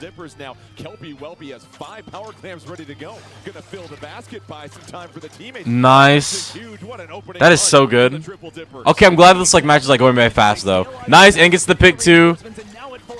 Nice. Are they push? Okay, I thought they were gonna push back. Need lock it on Squidford to lower my sense to -5. Are you serious? That is so slow. -5? Damn. Do you rely on motion a lot, or do you like use motion like a little bit? I know it's different from yeah. You told me that was on -4.5 already. Down goes another member for the Broke Birds. The anchor has to advance forward. Or do you play like handheld or something? Do you play handheld actually? Do you play on like what's your setup like? Two more members go down for the Broke Birds. I use motion a lot, but I just prefer slow motion. Okay, I gotcha. Close confrontations here so far, Milana. They are, and they're really holding down the fort here. They do Easy to control. I might try to mess around with that, not gonna lie. If you count the one by their basket, Booyah Bomb coming out. Dude, no way. Okay, they got the pick off too. They were so low as well. They got so lucky, dude, that they didn't die there. Dude, they're living with like no health. Going to be able to make space. This is going to push the Triple Dippers back into their base. Are they going to be able to? Oh, and they're gonna throw it. Oh, but they don't get it off, and it fell back down too. To the ground over there, but they do save it. But And to do big turns, use my +5 stick. Fair, fair. I might mess around with my settings. It's been a long ass time since I've done anything with them. I don't really know if it would make me any better though, not gonna lie. I would just have to like, I don't know. There's so many clams right there that could definitely make a football. Okay, yeah, now they got a football. I was literally gonna say, dude, like there's so much space, dude. Trying to survive as best they can. That's multiple specials being baited out from Broke Birds. Nice. That was a good pick. Yeah, nope. You were not living that. Dude, this Snipe Rider. I'm going to make a new sense and lower it to -6. 5 at their disposal. So a minute left. Yes, we are Still hacking plenty our of switches time to if get Brokers custom plays this smartly, and they've sense already started inputs. that by putting this Snipe Rider on the spinner and right behind the ramp. You just gotta plug in a keyboard and mouse at that point. I'm not gonna lie. Can't get there yet. It's gonna open up a little bit of ground. The Killer Whale 5.1 Okay. comes out, but still nothing to show for it. Credit the Triple Dippers for just running and scurrying, getting out of harm's way, and being able to stay on the stage here, Milana. Okay. They are, but you know, the time I wonder is if ticking the down, 30 Octo seconds left on the passed clock. it to Brokers the. have to make Oh something no. happen. One down, If they were trying to pass only it back so they Cloud could just get under into the their back belt. line and they Are could they just gonna be able jump to do there? it with Because that's what happened in one of the other matches too, which is They're going to insane. need a very substantial push to be able to take the lead here. The problem is Triple Dipper sitting on 2 specials. They deploy one of those. Nico Chico has the power clam if they need to use it at all. But so far, the Triple Dippers really just need to fall back on a prevent defense at this point. Close things out. 2 of their members go down, though. You've got 4 on the board with the Dude, the stalling is too good. They're not getting it in. No, that's wraps, bro. 18, 19, nearly 20. Dude, and they're pushing into. Dude. Bro, Birds are beating the hell out of them. Yep. Wait, what? No, they're not bringing that back. There's no way. Only Goliath at the top is going to be really hard here. Overtime. You have to get that football. Oh Oh my- yep. No. But just not enough time and not enough reinforcement. Even if they got that other football in, it would have been at what, 60? You were not gonna get 44 points. You were not gonna get 44 points that quick. Yeah, you have to give That was a not lot of happening. credit for Triple Dippers for just their One more match, though, for a couple of times for them, it felt like and then it's they were able finals. to kind of break through, but they weren't. They were able to always maintain a special, it felt like, to push them back, and the Broke Birds never really got comfortable. Yep. I think, you know, like you mentioned, there was that one opportunity where Yep, that push, yep, that yep, Kraken Royale yep. was there. There we go. Wait. There we go. I hate Flounder Heights. This map is legit ass. You know what? Yeah, I miss old Flounder Heights. Old Flounder Heights was so much fun. And prettier too. It was like a really pretty map, dude. It was so pretty.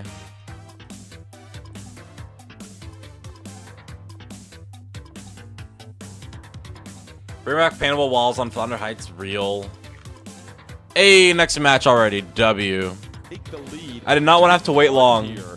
Tower control Mako-Mart. Tight quarters as we know. This should be fast and frenetic. Well, I did confirm that Silver is the one wearing the sleeping mask, so it turns out all I needed to do to get good at Splatoon 3 was put on my sleeping mask and I can suddenly get quads if I want to. So, seeing that here, we're not seeing too much Dude, difference. double special? Is going to I would be hate that out, so already. That is going to be something to watch out for. Some simple geometry probably happening across the stage. And Goliath early and often going to just Dude. run through that hallway and get This early brush is fun to watch, though. That's why every flank or cutoff removed. Yeah, that's so real. Pushing Goliath away.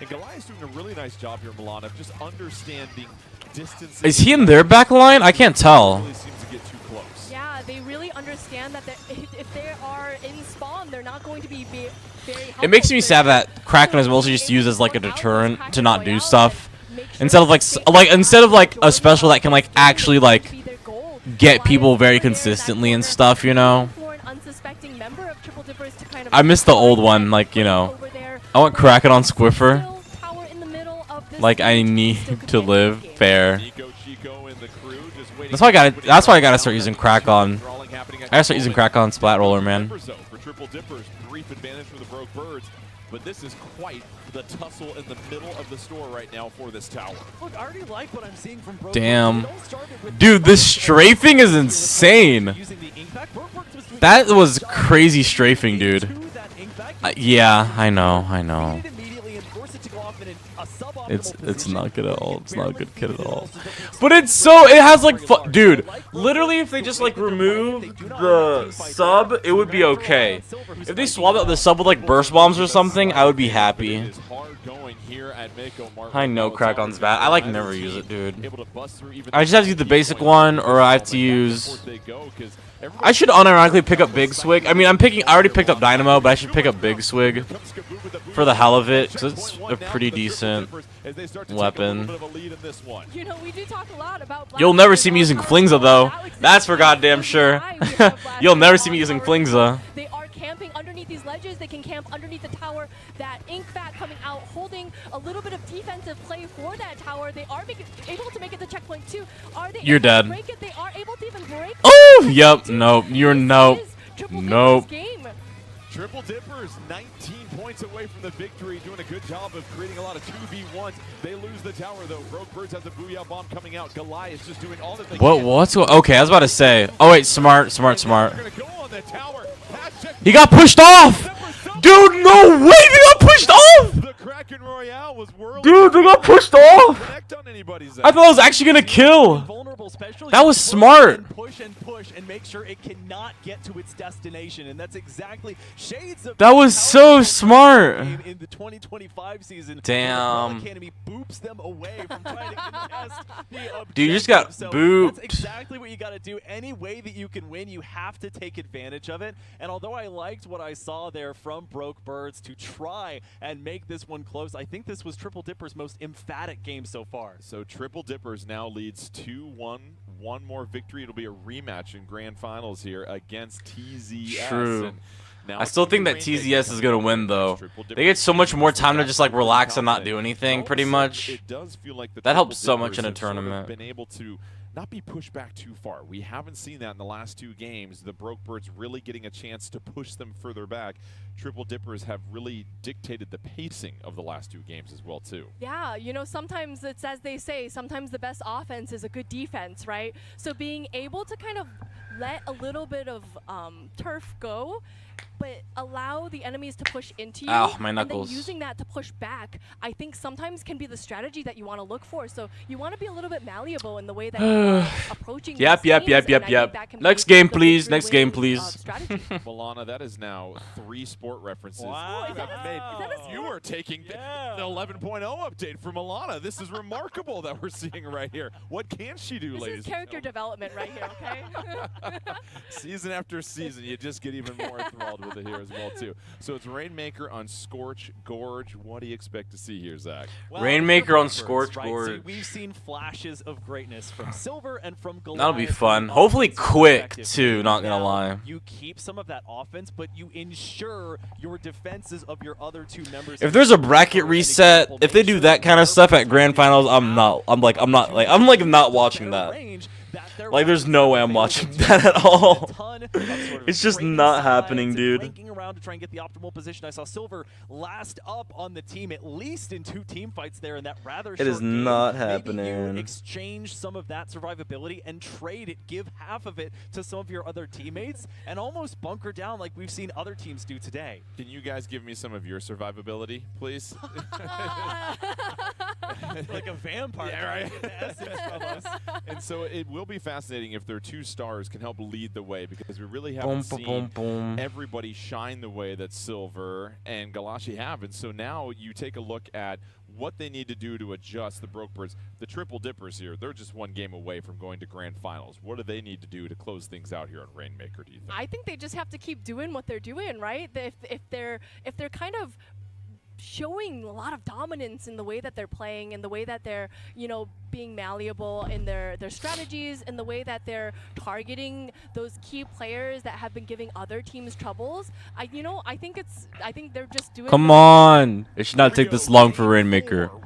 There we go. Game 4. The Triple Dippers get the victory and move on to grand finals. End it now. End it. Wait, I shouldn't cheer that. Hold on. This will be one of Wait the a most minute. pivotal moments here of our event. Oh my God. Preseason week number 1. Vanilla Splatana Wiper? American League 2026. Bro, stupid explode, like, dude, stop moving forward. The stage early on, and Milana, anything that you see that jumps out at you? Yeah, I see that Splatana Wiper, something that we don't see too much. Yeah, anymore, I said that especially too. During this season, we've seen it. Because I knew that this a little bit guy on the left was going to ask anyways. But I think having that maneuverability might work well for Broke Birds for being able to get Damn. a couple of picks that they need. And as you can see, we got 2 down on Triple Dippers, but we do see He's moving forward, dies immediately. Especially with a backlining weapon. Why would you want to do? Why would you do that? Why would you? to make a push? Nico Chico. Damn. Whirl around around a little bit. That Kraken Royale doesn't do a whole lot, but that Rainmaker still in the middle of the... Dude, that's Sultana. Oh my god.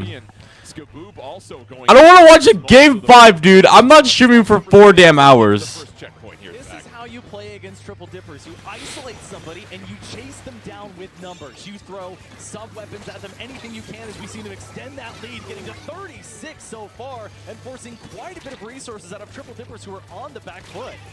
And you saw Goliath give themselves up to essentially help with that push, and now the triple dippers will have to just let this Rainmaker respawn. That's going to chew up time.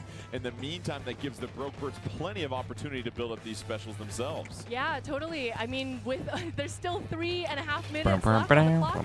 It really still could be anybody's game. Oh, that was a good pick. Luna Blaster, Neo doing some work. Oh, give the jump off though. That Tacticooler coming out, triple dippers kind of uniting here. But damn. Double from Goliath and maybe. And the last pick there too. That's, oh my god. Dude, they even let it reset too. Didn't even matter. Dude, the Brokebirds better not win. Triple dippers, can you lock in? I want to end stream. Silver leading the way. Their backliner buying plenty of time at this moment. Goliath on their left, plowing forward, creating a lot of opportunity. And look at the way the Brokebirds just marching forward. Wait, actually, I kind of want to check what their chat is saying. The right signals, but you're facing and High key. in a very tight area, so it's going to be tough. Silver, as we see once again, last up on their team. They did enter the flow aura state, so that will delay triple dippers a bit. We're going to see just how aggressive they opt to get, as this will be their first push of the game. Nico Chico with the Rainmaker. Goliath from behind, and Goliath. Wait, somebody who plays in this tournament is in the chat here. It's going to be huge for triple dippers to be able to make this push happen, but they do drop the Rainmaker right before they make it to that checkpoint. Foam Archer, Kelpie Welpy, just the 2 last. I should do that. Is that an actual way of like getting followers, high Q? Talking in chat. Still, defense is happening on the Brokebirds. They are not allowing triple dippers to grab that checkpoint. And I should be like, hey guys, I'm doing a watch party. They get through it. Took a lot of effort, but that is huge. And now they have an opportunity here. You've got an Ultra Stamp and a Kraken Royale leading the parade here. Is this the moment? Oh my god, they actually took the lead back? They do. What a remarkable turn. I was not expecting that. Kraken Royales to get it out, and the Octobrush there, which we saw earlier as being a big distraction, they felt distracted there. Not only were they low, but that was a great shot as well. I was going to say Blackberry. Pause on that one. Oh my god.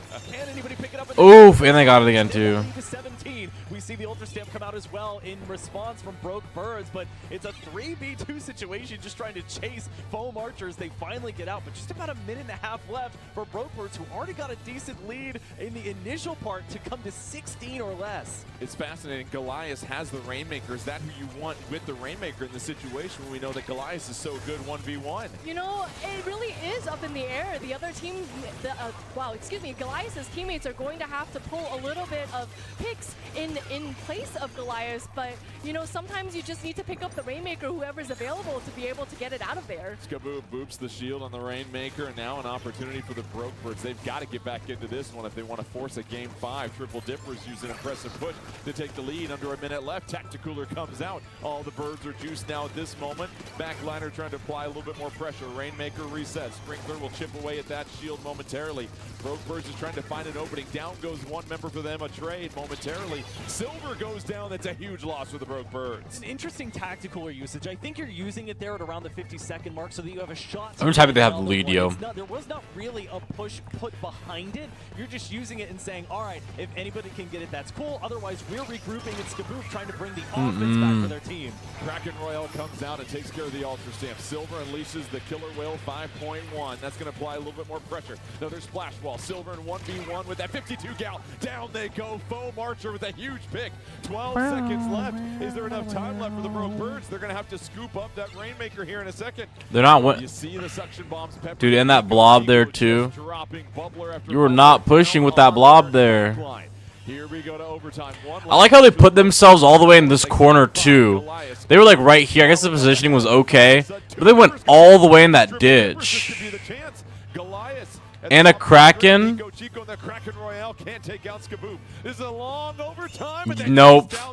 Nope. Dude, they put themselves in the corner over here too, down in that ditch. It was over the moment you went down there, I'm not gonna lie. At that point. That's the moment it actually ended. The The moment you go down there, over. You know, we do talk a lot about special timing, and really, what can you do when you're stuck between a hard place and a Kraken Royale? At that point, it's so hard to be even able to, even if you were the teammate defending the Rainmaker, shooting at the Kraken Royale just kind of like slides them around. It doesn't really like stop them from being able to like get to their path. And my battery died again? Are we serious? You know, I think saving that Kraken Royale for the very last minute was something that Triple Dippers just needed to do, and they did well. Yeah, a terrific 1v1 play. No. Really just take it into your own hands. All my camera's dead. There's also a lot of other exciting action in that last match. Let's send it over to our good friend Nine for some more. Well, thank you, Jordan. I think I'll just have to focus specifically on the tower control Make-A-Mart game, and what I want to talk about, aside from a very funny Kraken Royale clip later on, is actually how this attack gets started, because we saw in our previous match how difficult it was to corral the players of the Broke Birds. So again, we're going to note where Foam Archer. Oh, I don't think I even want to see these finals either. I don't think it's gonna be that interesting. Who is attacking up here on kind of the drop area as we talk about it. So we'll roll the clip. And another thing I want you to keep in mind is that Silver on that 52 I think I'll just have to end stream here. Had a wonderful flank that ended up clinching a game for the Broke Birds. This time, they sniff it out almost immediately, take them down, and there's nothing to be had at this point. Time's going to go away.